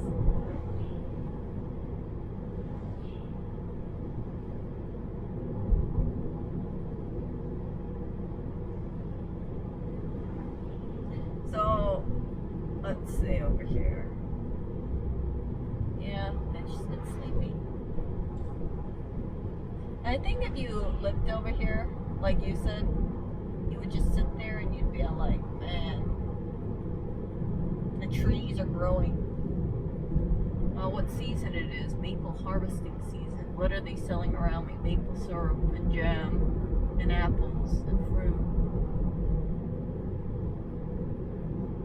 It's just kind of, it's like a sleepy town. Which is totally fine to go on vacation for, but that isn't really my lifestyle. Well, even for the vacation, what do you do? You just look at the trees, you look at the lake, you basically, that's it. Eat pizza or something, I don't know.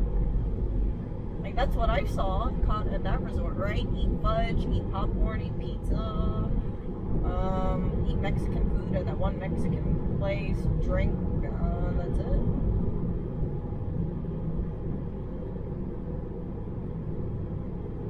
Can you believe the hotel we stayed at regularly is, like, what was it, $200, $300 a night? Yeah, we got a deal for like $140, $160 or something. After taxes and all that shit, it went up. Yeah, so the place that we stayed at, we overheard people talk, like, basically complaining. One thing that I noticed, that being in Keene, being in other places too, you hear people who work in restaurants or work in hotels talk about the worker shortage, and it stresses them out, you know? It comes down to they really need the college town age people to work. And some of them don't want to work. And then if you got rich people here, the rich old people aren't going to work either, right? Because they got money. They're like, why the hell am I going to be working at a hotel or a Mexican restaurant? So some of the people, they come from out of state, like they come from Florida, and then they help out a little, and like they live here just temporarily, just to help out, and then they go back to Florida. That was probably just that guy's story. If you're doing well in Florida, are you really going to move all the way to New Hampshire just to work? That's 1,000 miles. Yeah, I mean, you're better off in New York. No, think of it. You're going to travel 1,200 miles just to work at a dead little Mexican restaurant. Yeah, the tips aren't going to be that great either. There was 3 customers there in lunch. Something tells me there's more to that story. That was a saving face story, which is fine. There's no problem with a saving face story.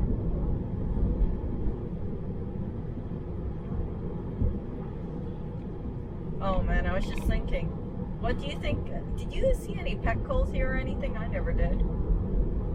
I was like, Oreo, yeah, we got to get everything imported in for you, Oreo cat.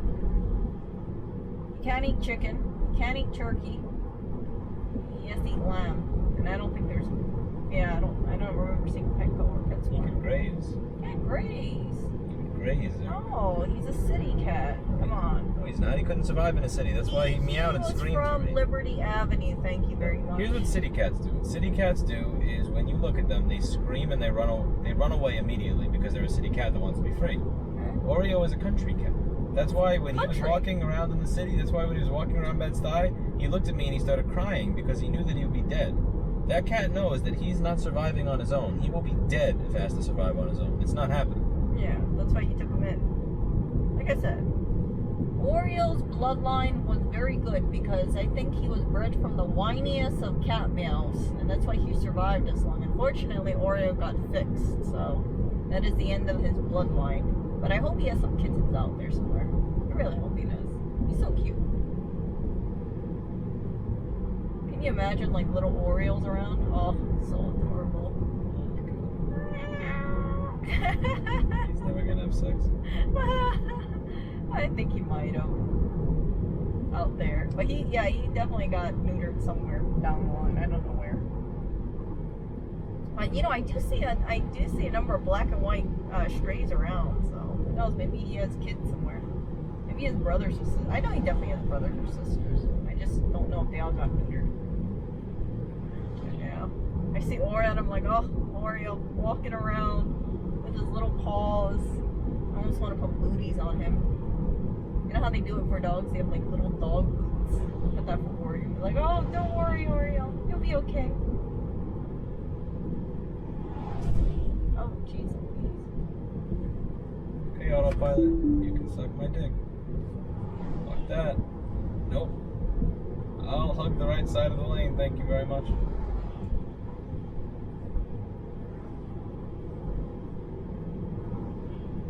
Yep, no shame in hugging the right side of the lane there.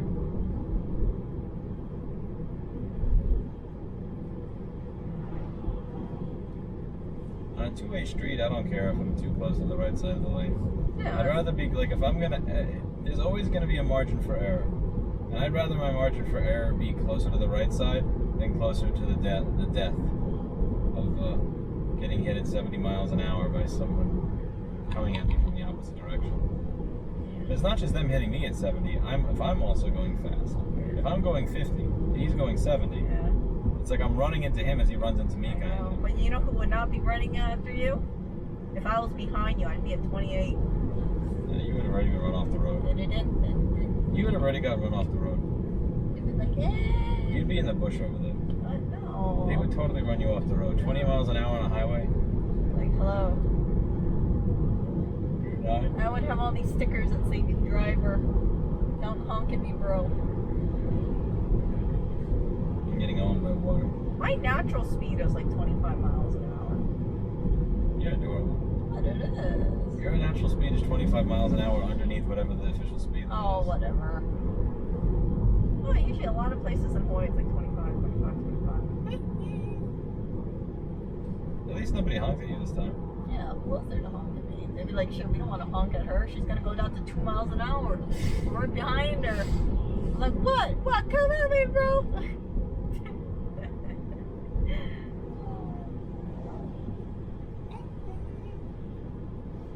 Can you imagine if someone said, hurry up, and they honked at me out, get out of the car, and they see me with my little pink face mask. Sorry! I want to get you a Ford F650. I'm not used to this speed. I really want to see you with a Ford F650. Yeah, but now you understand why I don't want to drive in New York. I'd get honks. You get shot. I'm kidding. You'd be going 2 miles an hour down the road and somebody would just shoot at you. I'd be like, ah! Whatever happened to that guy that hit somebody in Clinton Hill and then ran away? Oh, the kid? Yeah. He killed the kid. I don't know. I have no idea. Yeah, he killed a baby. Yeah. The kid was in a stroller. Allegedly, the body went up like 12 feet. I don't know, 12 feet in a stroller. You hit a stroller, the kid jumps up 12 feet in the air. I find that hard to believe. But anyway, the kid died. And then I think the mom was in serious condition and the dad was okay. But it happened so quickly. No, what happened is he hit a car. And the car that he hit then hit the kid. Yeah. They're probably, at the crosswalk. You know what I'm saying? When waiting to cross the street. And then that car probably plowed into the stroller. And then, the kid just up in the air. And then the mom probably got hit too. They probably didn't see it. They might have had a casual conversation. And dangerous in New York. But what can I say? You have more people, you have more accidents because there's more population density. Yeah, but it's not the population density that's causing it. It's the schmuck. It's the bum that was doing the driving. And if you're in an area that has a lot of bums, then you're going to get more bummy driving. Just cross the next 3 miles. I remember one time I went to an airport. I forgot which one it was, but they had a taxidermy moose, and I was like, holy shit, moose are huge. Huge! I couldn't believe how big those things are. I was so shocked. I wish I could have Erica take over. I can. I wonder how Erica driving would be. How long is the drive? 2 hours, 31 minutes? We're going to make that 3 hours, 31 minutes. It's going to be like 6 hours. What? Yeah, I'm a little slow at driving. I'm not good at regulating my speed, especially when I haven't really driven in a long time. So. These long stretches, 55 miles, I just want to do like lock in my speed, keep my speed minimum 55 all the way. It's you gotta use the same freaking pressure for your speed. Don't like that. That's why I'm the 25 mile an hour crew over here. Okay, I know that. But 50, I'm like, whoa. One of the funnest things to do is accelerate with Erica in the car. No. She hates when I do that. Yeah. Except when I accelerate with Lewis in the car, he hates when I do that too. That's different. Because you're accelerating into death. Yeah, what? Yeah, you accelerate through stop signs. I didn't accelerate. You were completely going to blow through that stop sign. Well, I looked. No, I was going to the... No. I looked. You know what? You could have seen the camera footage. The cars were very far away, so I was like, okay, you know what? I'm just going to... I did not stop. I did a rolling stop. I'm going to take away your driver's rolling license. Stop. I'm actually going to steal your driver's license. You're supposed to wait between a line 3 seconds, but I did a rolling stop. If you had a van, I would take your van from you and lock you out of it. No, if you had the 360, you would have seen I had a lot of footage. That's why I just did a rolling stop. That wasn't a rolling stop. A rolling stop is where you go down to 10 or 5. You were still going over 18. You little troll. But I looked at it little and troll. I was like, I can make this I do rolling stops on my bike all the time because it's a fucking bicycle. So I look both ways, and if nobody is there... There was nobody there. On a bicycle, I'll do a rolling stop. Yeah, there was nobody there. In a 4,300-pound car, I stop. But also it has a license plate on it. In rolling stops, you can still get tickets for rolling stops. That'd be funny if you got a ticket. What is it like to drive in this more relaxed position? I have 2 settings on this car. I have the relaxed seating and this seating. Steve always has a very relaxed seating on his car.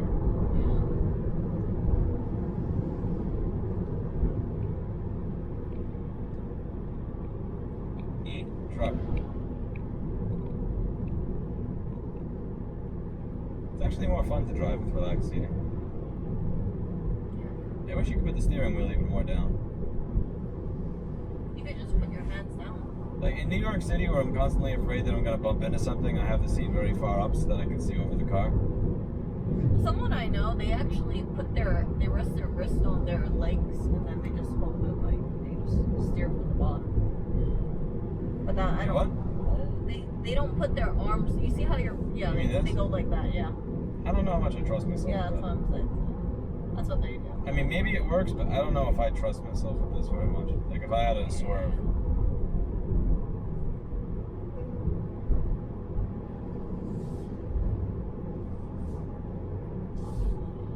Yeah, I'm almost like that. I'm like, freaking, what's it called? Grandma. What? Yeah, I do feel like a grandma. If I got into an accident, it wouldn't be for speeding, I'd be for going under the speed limit, 100%. Yeah, if we're going through a stop sign and smashing into an old lady.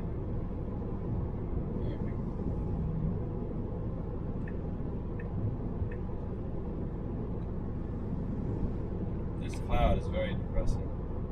Yeah, it's a... Right lane ends. Okay. Never mind that.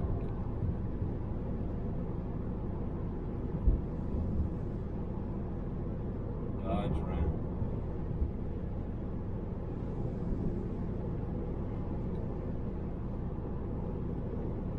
Oh, I imagine what... Look at the mountains there. Yeah, that's not a mountain, that's just a forest. Is that a forest or is that just trees? It's just woods. Can't wait to see it. You'll never see her handsome again. Like, handsome, did you miss us? Oh, I missed you too, handsome. Oh, you are so handsome. Look at the vibrancy of the colors here.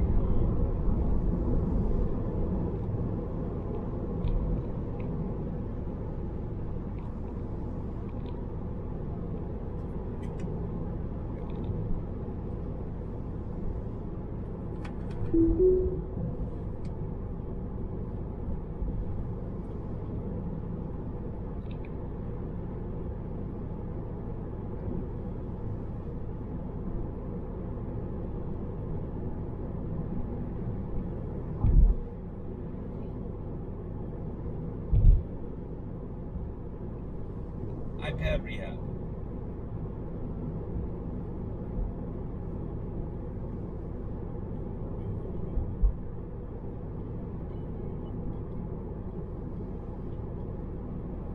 By the way, do you want to spend we're gonna spend a night in upstate New York, yeah? Most likely. Okay. I want to check out upstate New York.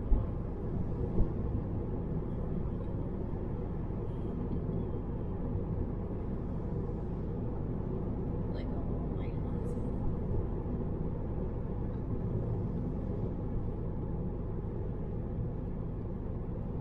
It's weird. I miss hearing Clinton meow a little. I miss Oreo, but I don't miss Blackberry's headbutting. I can actually wake up and I'm like, oh, no one headbutted me, which is quite nice.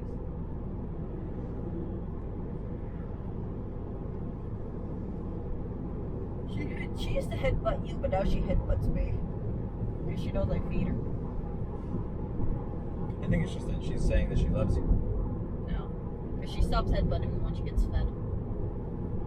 She headbutts me a lot too. She's a very cute little kitten.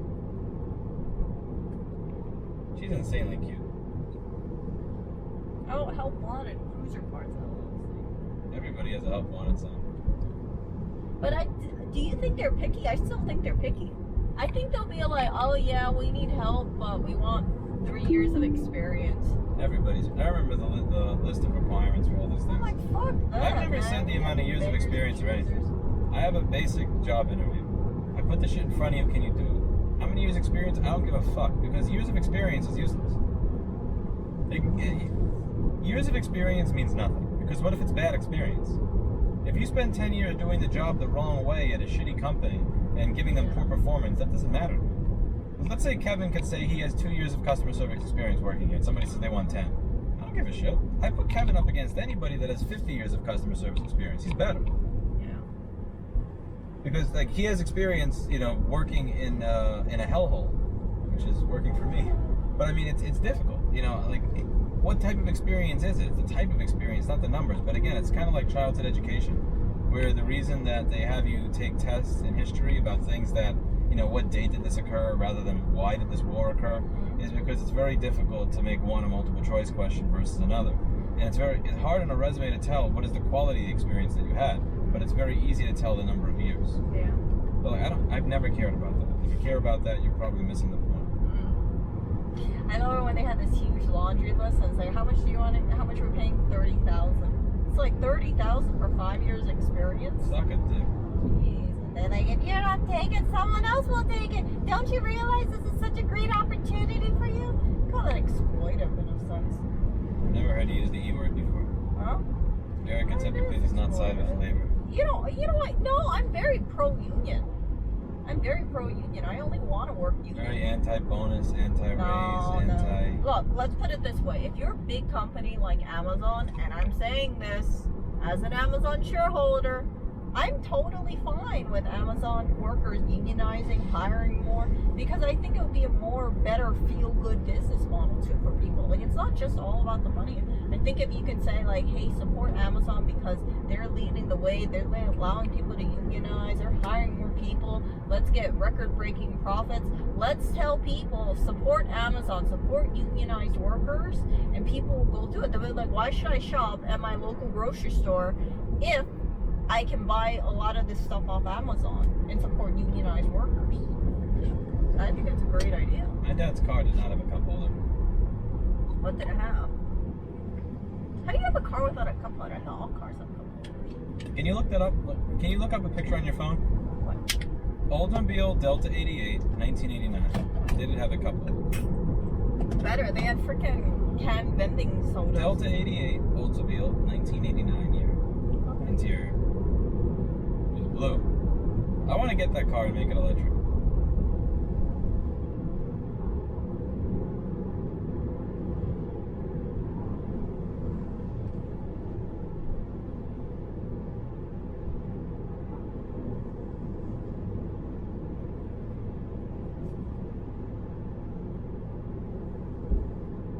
DELTA? Delta. DELTA. 88. Delta, the number 88. 1989 year. That was my dad's vehicle. And after his like 6th surgery, he got rid of it because he wasn't driving anymore. I haven't seen that car since 2006, but I want to find it and I want to buy it back. Why? I like that car. I want to electrify it. I want to put 4 Bafangs in it. What? That's a terrible idea. Why is that a terrible idea? Well, first of all, you would have to, it would cost a shitload of money to do that. And then also, like, you got to think about, well, what if you cause bumper damage? Or if you have to replace things, then what? How are you going to replace it? AutoZone? 1988 part? I don't think so. People fix old cars all the time. How do they do it? So ridiculous.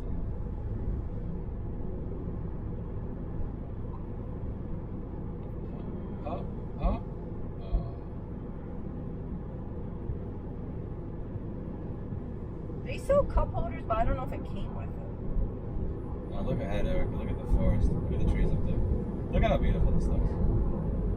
They had an OEM truck cup holder for the Oldsmobile. Delta 88, 1989 model? I think it was a separate thing. Yeah, my parents would have never paid separate anything.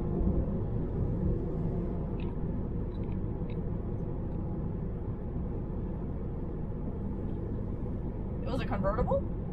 No. My parents would never have a fucking convertible car. Oh, yeah. My dad is as boomer as it gets. There's no way. Oh, I see this car.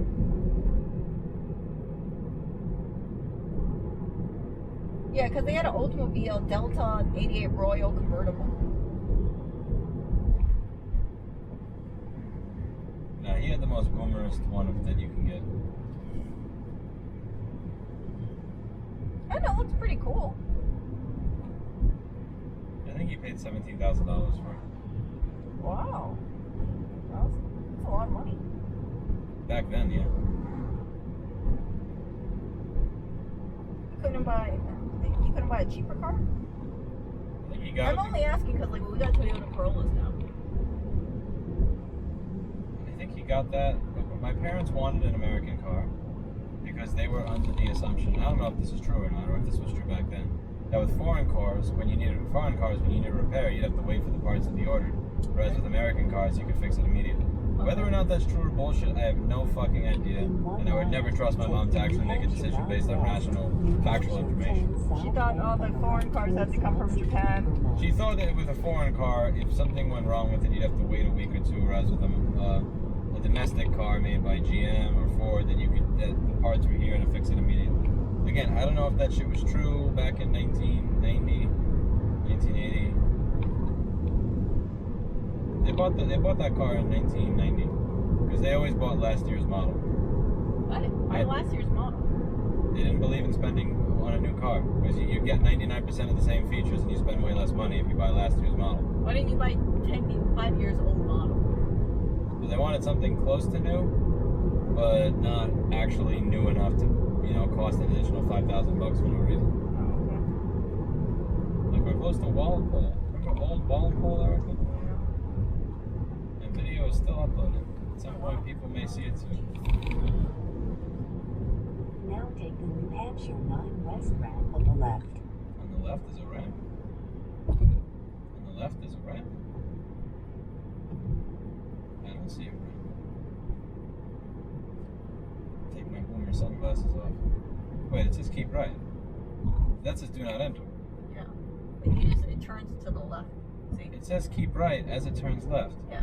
Oh, that's a giant troll. The sign says keep right as this, but the arrows are all pointing left. What? What?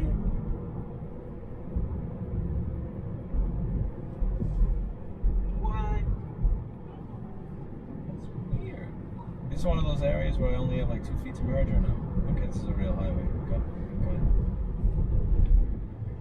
Or is it? Oh shit, it's one of those. I'll see you soon. Come on. Okay, let's see. You can let me go? In 1 mile, turn right onto Route 9. Limited space for merging, and it's a 2-way highway. Oh, that's absolutely beautiful. Nice trap. Now I see why they have that sign back there that says 80 accidents this year.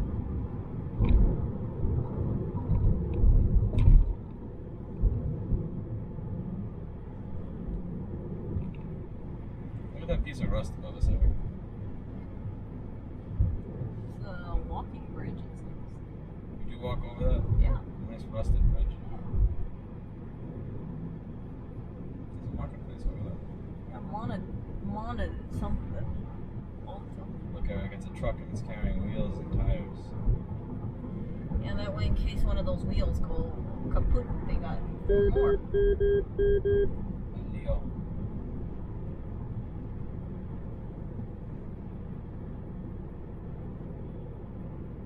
Wait a second. Oh, son of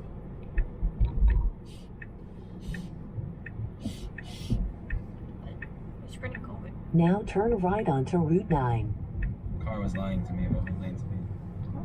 So I have to hiss at it so it knows that it did something wrong.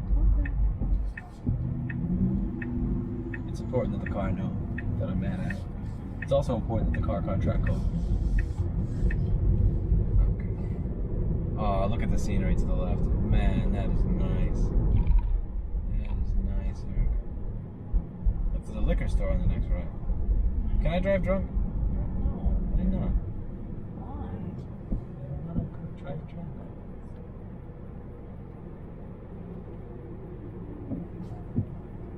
The Chili's is over there.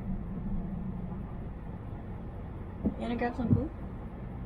Yeah, but just Chili's isn't food. Well, Next rest stop. How about it?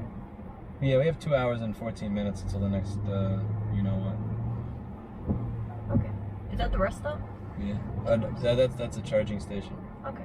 But I don't want to wait 2 hours to get food. I'd like food quicker than that. So. Oh, they hold long. No. That's not yielding, mofo. In 1,000 feet, enter the roundabout and take the first exit. You see what that lady did? He's like a yield sign. What do you mean a yield sign? Take the first exit.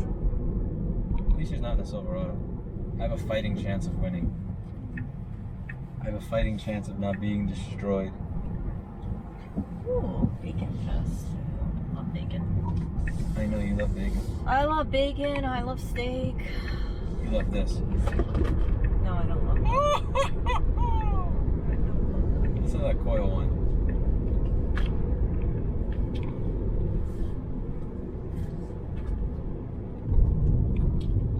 One thing about this car, it has coil one.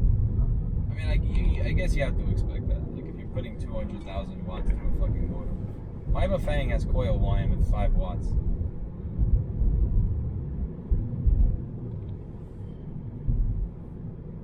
Laptop is open? Yeah.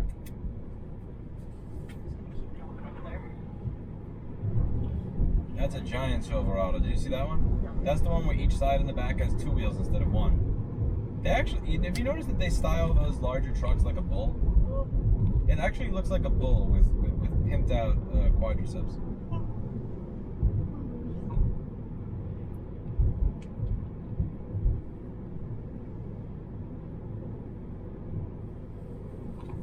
School bus. Wait, that's a 4-seat SUV that's a school bus on top. How many people do you think live in this town that we're in? So this is Keene. This is a really cool looking block.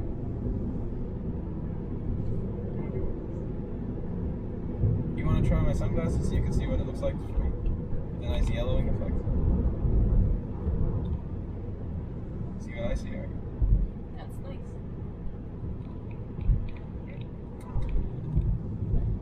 What do you want to do? Just hold on.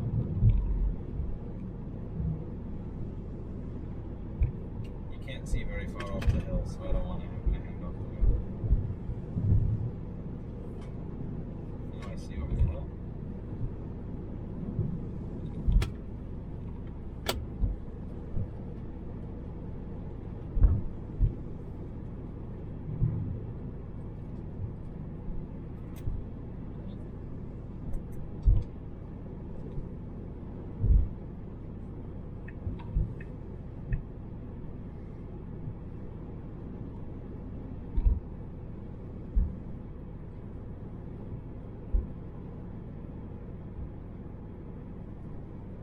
Driving on the New Hampshire Super Hot.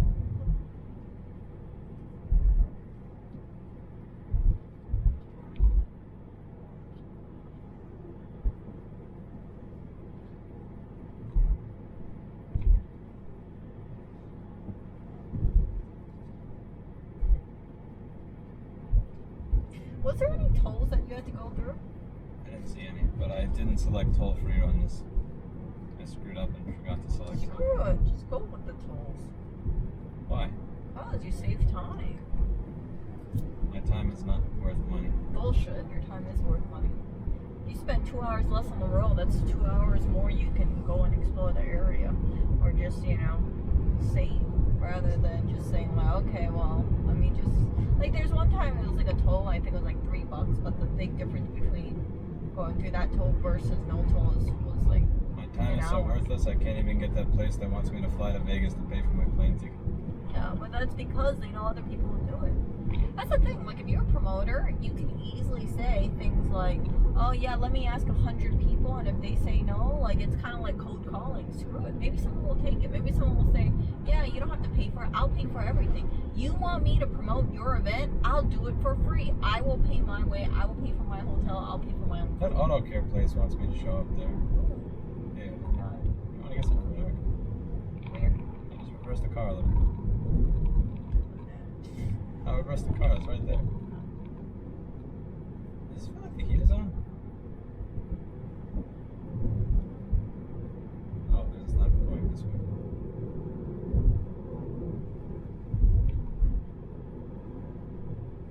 What's the temperature like outside?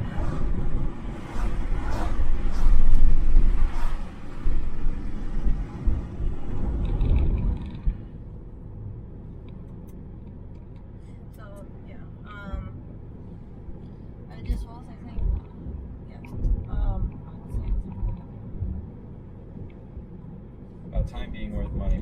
Yeah. So I mean, like, for that kind of thing, right? It's like you want to spend 45 minutes extra, 2 hours more in traffic just to save like $6. I don't think it's worth it.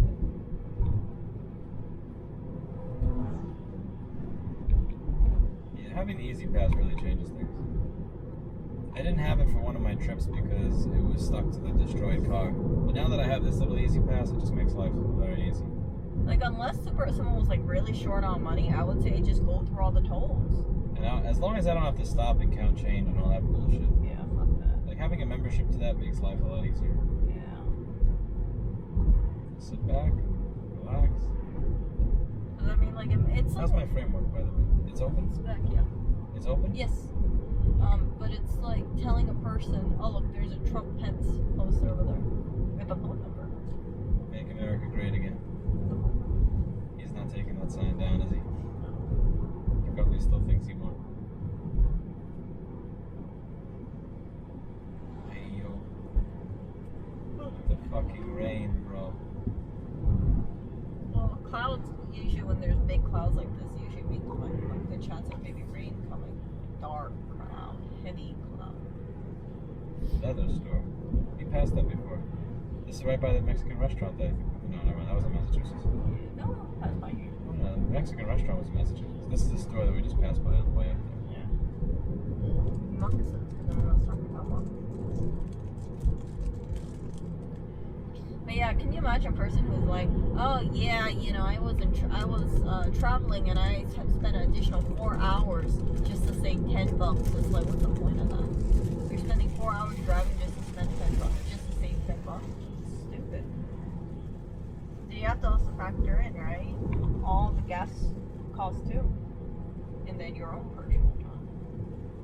Like if it's something like 10-15 minutes, then I would say you can avoid the toll maybe, but if it's going to actually be sizable, then yeah, just take the down toll.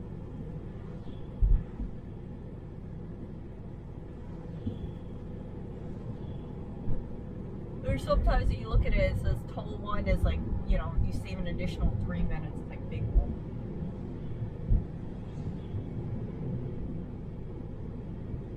So I like the comparison of tolls and no tolls.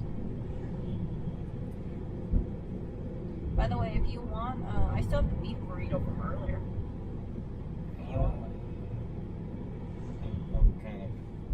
I'd like to find something healthier if possible.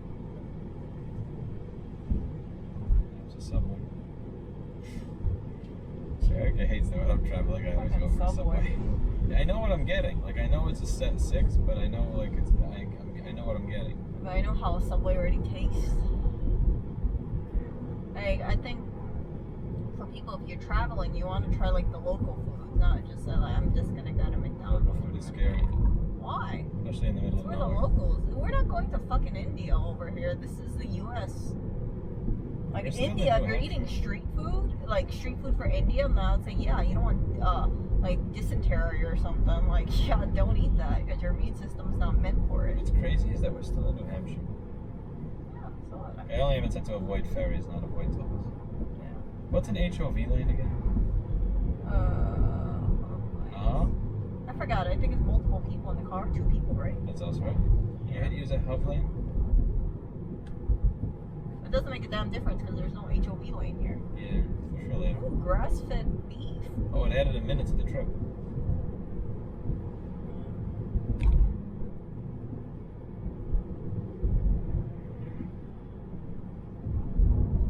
North, south, Chesterfield. By the way, did you feel bloated after you ate that, the steak fajitas without the fajitas? Without the tortillas? No. Yeah. So I've been trying to tell them for a long time that, yeah, if you just eat meat, you don't get bloated from it. Like, that's the reason why I try to stay away from a lot of beans. Beans and rice, oh my gosh, it bloats me a lot. There was some rice and beans in that, but it was minimal. Yeah, it was minimal. Also, But it was beans had that mostly... beautiful grated Parmesan cheese on it. But it was mostly, just steak and... That is epic tailgating. Why does that guy have his hand out the window? Signal? What is he doing? He's saying F Apple. F Lenovo. Who knows? He's tailgating me, which is causing me to tailgate this guy in front of me, which I shouldn't be doing. I should say, fuck you. I'm not tailgate. I'm not giving in to the premise of assholes.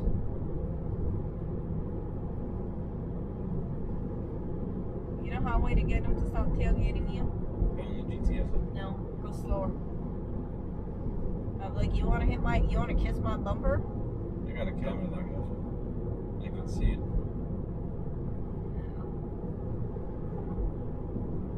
I will not tailgate the person in front of me. He's going over the line. Total my car, bro. I dare you. Going over the line. This way I can get a new one with no miles. Oh, whatever, you. Yeah, but then you're gonna be like, oh, I gotta wait for another car to come up because it's Tesla. Yeah, come on. You're not gonna really say that. Total my car. Then you gotta go through the insurance situation again. Yeah, that was hell. Yeah. And then I'm gonna be like, excuse me, can you please send all the maple syrup and whatnot over to New York? Thank you. Okay. Don't forget the popcorn. Commercial, 35 acres. Man, what would you do if your store was freaking on 35 acres of land? I don't know.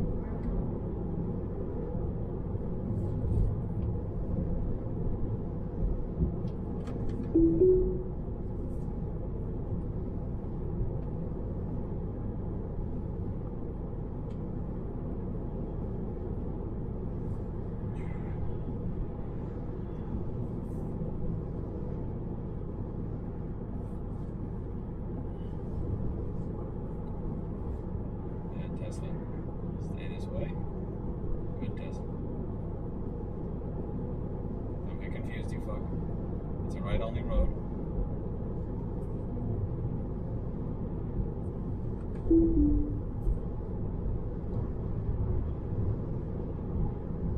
By the way, do you remember when you had Oreo at the store if you guys got more tips? Yeah, never keep track. No. Imagine.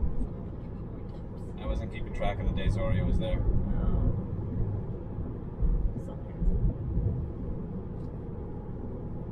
I never kept track of the specific days that Oreo was in the store.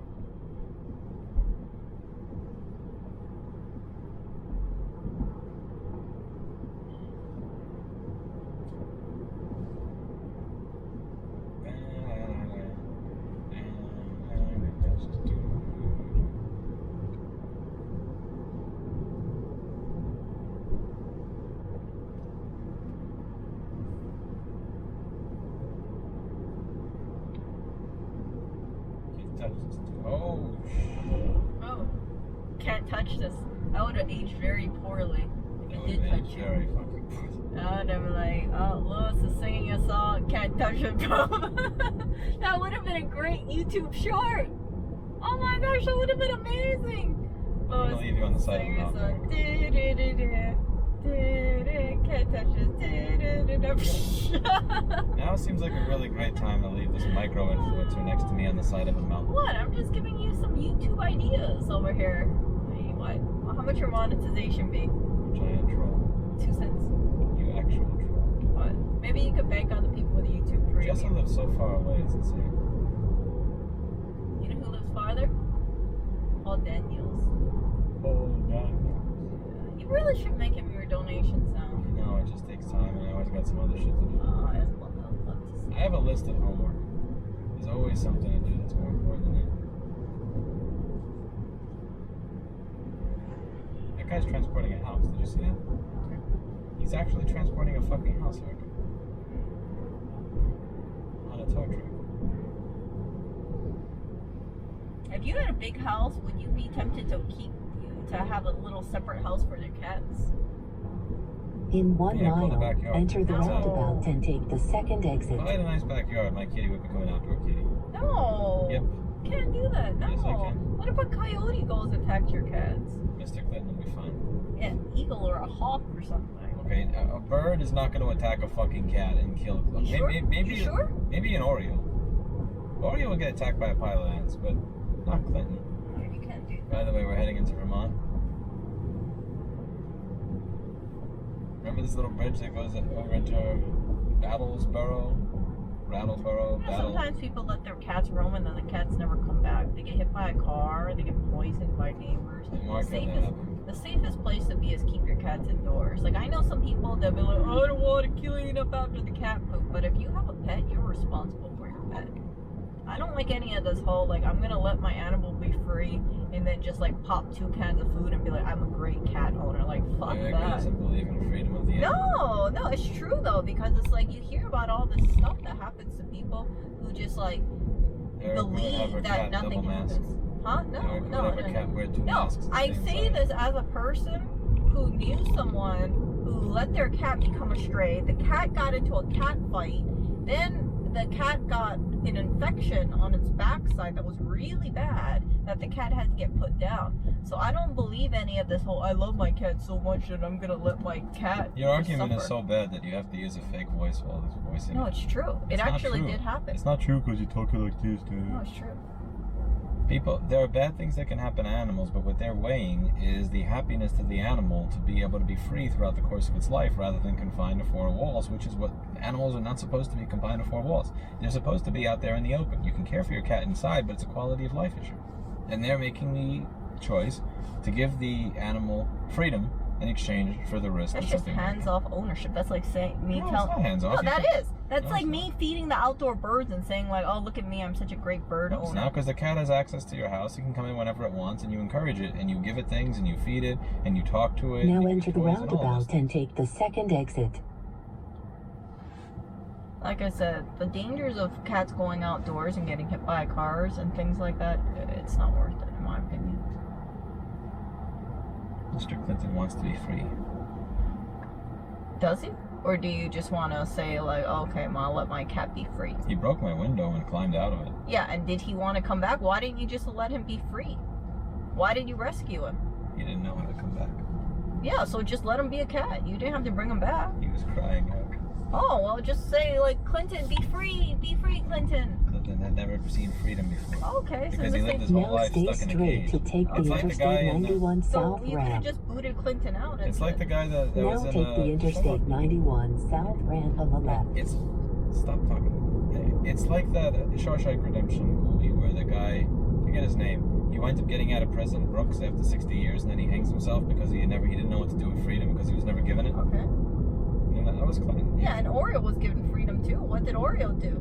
That's different. Why? Oreo's not made for freedom. He's made for confinement. Or he's made to be free in the country, not the city. Oreo needs to be able to graze in an area like What this. is Oreo gonna hunt around here? Do you see any It's birds not about here? hunting. He's gonna eat grass and graze. Bullshit. Cats are carnivores.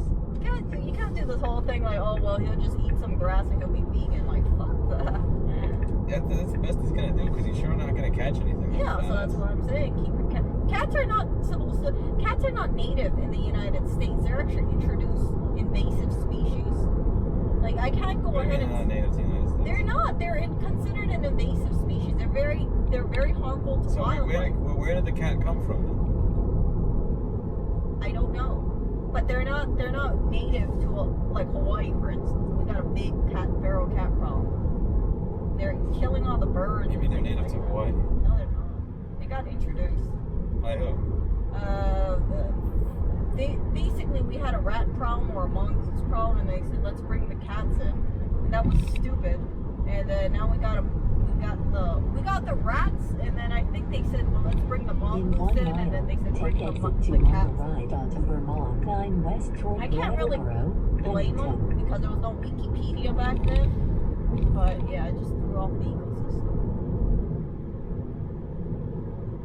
But yeah, look at Australia. Australia has a huge feral cat problem. Australia is an invasive species. Australia has a huge feral cat problem, and those cats are not like Oreo. Those cats are mean suckers. If I was in Australia and you hear about what they do to the wildlife, I would not hesitate grabbing a weapon and just shooting those cats myself. Paul Daniels is an invasive species. Huh? Change my. Oh. Alright, that's not an exit. There's a sign saying an exit is coming.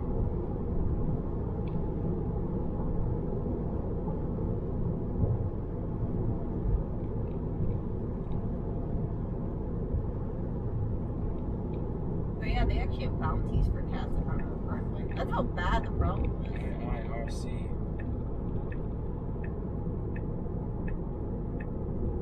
Now take exit 2 on the right. Can you imagine taking a trip to Australia and then saying, let's go vlog saving the Australian wildlife? And then you find out Australia has like a bounty to kill cats. And then you go with a bunch of people to shoot cats. Man, that would shut down a YouTube channel faster than you can say, oh, Susan. In 1,000 feet, turn right onto Western They Avenue. killed the Clintons and his ancestors. Yeah, but I mean, like, if the government says, like, this is a big... You know how much money If the government says you should kill shit, then you should kill shit. Well, there... Okay, baby. Do you live in Australia? Do you realize how bad the... I would never live in Australia. It's a prison colony. I'm not saying all areas of Now Australia, turn but there's right some onto places that are Western really Avenue. suffering because of the cats. And again, it's not like having Oreo. It's like really bad. I was watching some documentaries about it. I was like, yikes. Look at that house. Dead.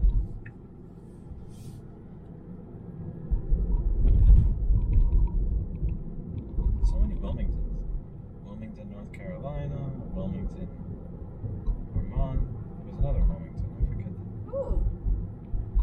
Is that where we went to last time? Vermont Country Deli? Oh. That was next to a gas station.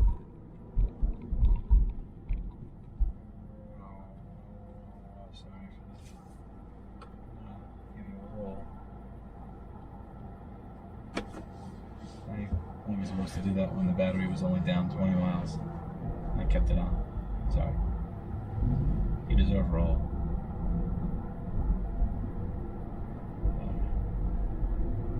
Yeah, what was I saying? Less aggressive. Oh, I can't remember. Ooh, that's a creamer. You're saying that kitty should roam free. No.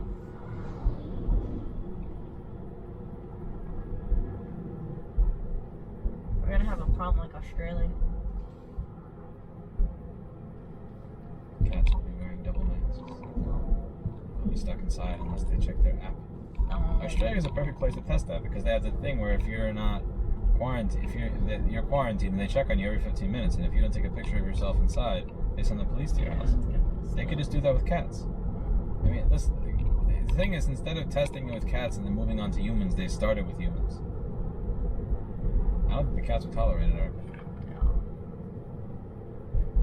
She looks here. Does Australia still have a bounty for cats? Maybe that's why Paul Daniels has so many. He wants to rescue them from his evil government. I know Paul Daniels has like 4 or 5 cats. That's different. The way I noticed him initially was because I saw Micro. I love seeing Micro in this. I always imagine that Paul Daniels is not Paul Daniels, but he's a talking version of Micro the cat. So in the northeastern state of Queensland, there's even a council offering a $7 bounty per cat. Damn. You need a job? Go to Australia and kill cats. $7.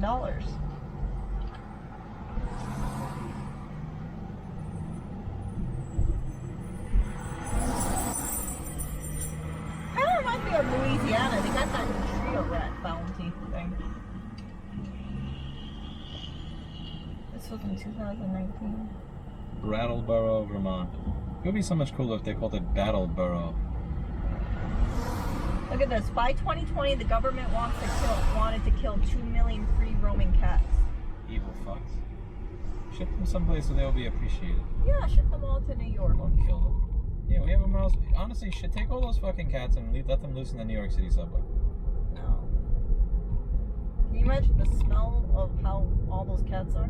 Are you kidding? You're talking about the subway. Can you imagine the smell? Have you inhaled in the subway recently? It's gonna be worse. Yeah, no, I go to the subway more often than you do. Yeah, I know how it I spent 13 years going in that subway. Don't you tell me. Yeah, but I know how it smells like more often right now than you do. It smells like shit. Yeah, There's but rats everywhere. if you put in 2 million cats in the New York City subway, think about how bad it is. They should let 2 million cats loose in New York City. No, they're gonna get hit by the trains. We would have no more rat problems. No, they're gonna get hit by the subway. Yeah, but that would be after they kill all the mice. No. Let them know work, Eric. No. I'd rather die by getting hit by a train in the pursuit of a mouse than just get killed by my government. Peter would like to talk with you. I think Peter would agree with me. No. If it's a choice between getting killed in the pursuit of a mouse or getting killed by my government, man, I'd rather get killed in the pursuit of a mouse. Or a burrito in my case.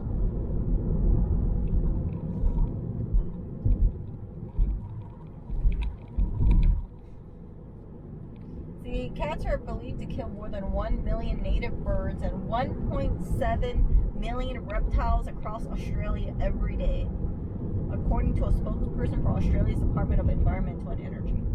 1 million native birds and 1.7 million reptiles in Australia daily. So you're really gonna cry over killing 2 million cats? No. Cats are actually serial killers. Including some of the species under threat from cats, including the brush-tailed rabbit rat, which they consider to be a vulnerable and the rat-like golden bandicoot. It's a rat. We are not culling cats for the sake of it. We are not doing so not because we hate cats, but we have to make choices to save animals that we love and what define us as a nation. I love cats. Yeah. Who says the bandicoot, the crash bandicoot defines you as a nation? The golden bandicoot? I think that's an Australian native They didn't species. they didn't even develop the crash bandicoot in Australia. Oh, whatever. Now they're taking credit for the bandicoot. Yeah, well... That was developed by Naughty Dog. Someone's gonna listen to this and say, it sounds like you got taken over by Toxoplasma gondii. Let's see over here. Look at Dinah. This looks like the type of Dinah that just makes all their food with grease. I'm afraid. Oh, yeah. Cookie dough. They actually offer cookie dough on the menu there. Erica likes cookie dough. Erica likes cookies.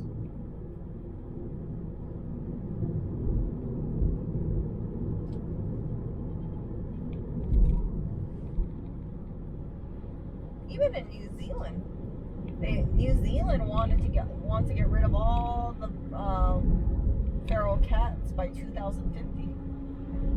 According to the government, rats, possums, they want to get rid of all the predators. So they want to kill the rats, the possums, and the stoats, I think.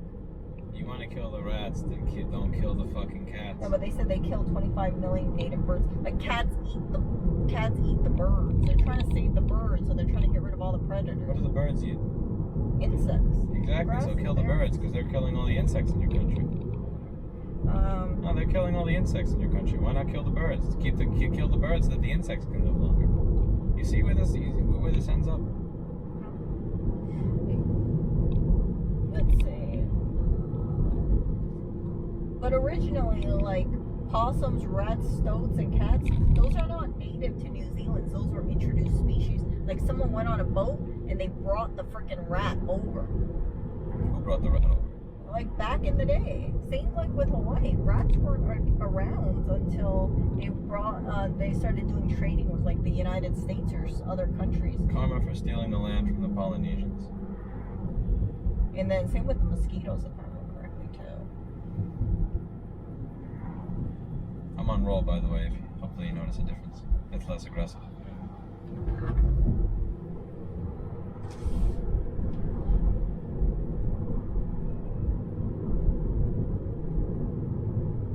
The Prime Minister of New Zealand had launched a campaign called Cats to Go, encouraging cat lovers to avoid replacing their pet when it dies.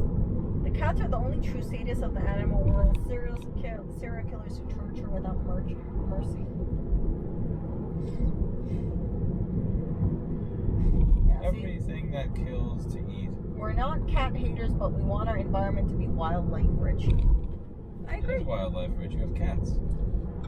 Kittens. Not understanding cats are not native species. You want to save the native species. Those cats were introduced. See where they start killing anybody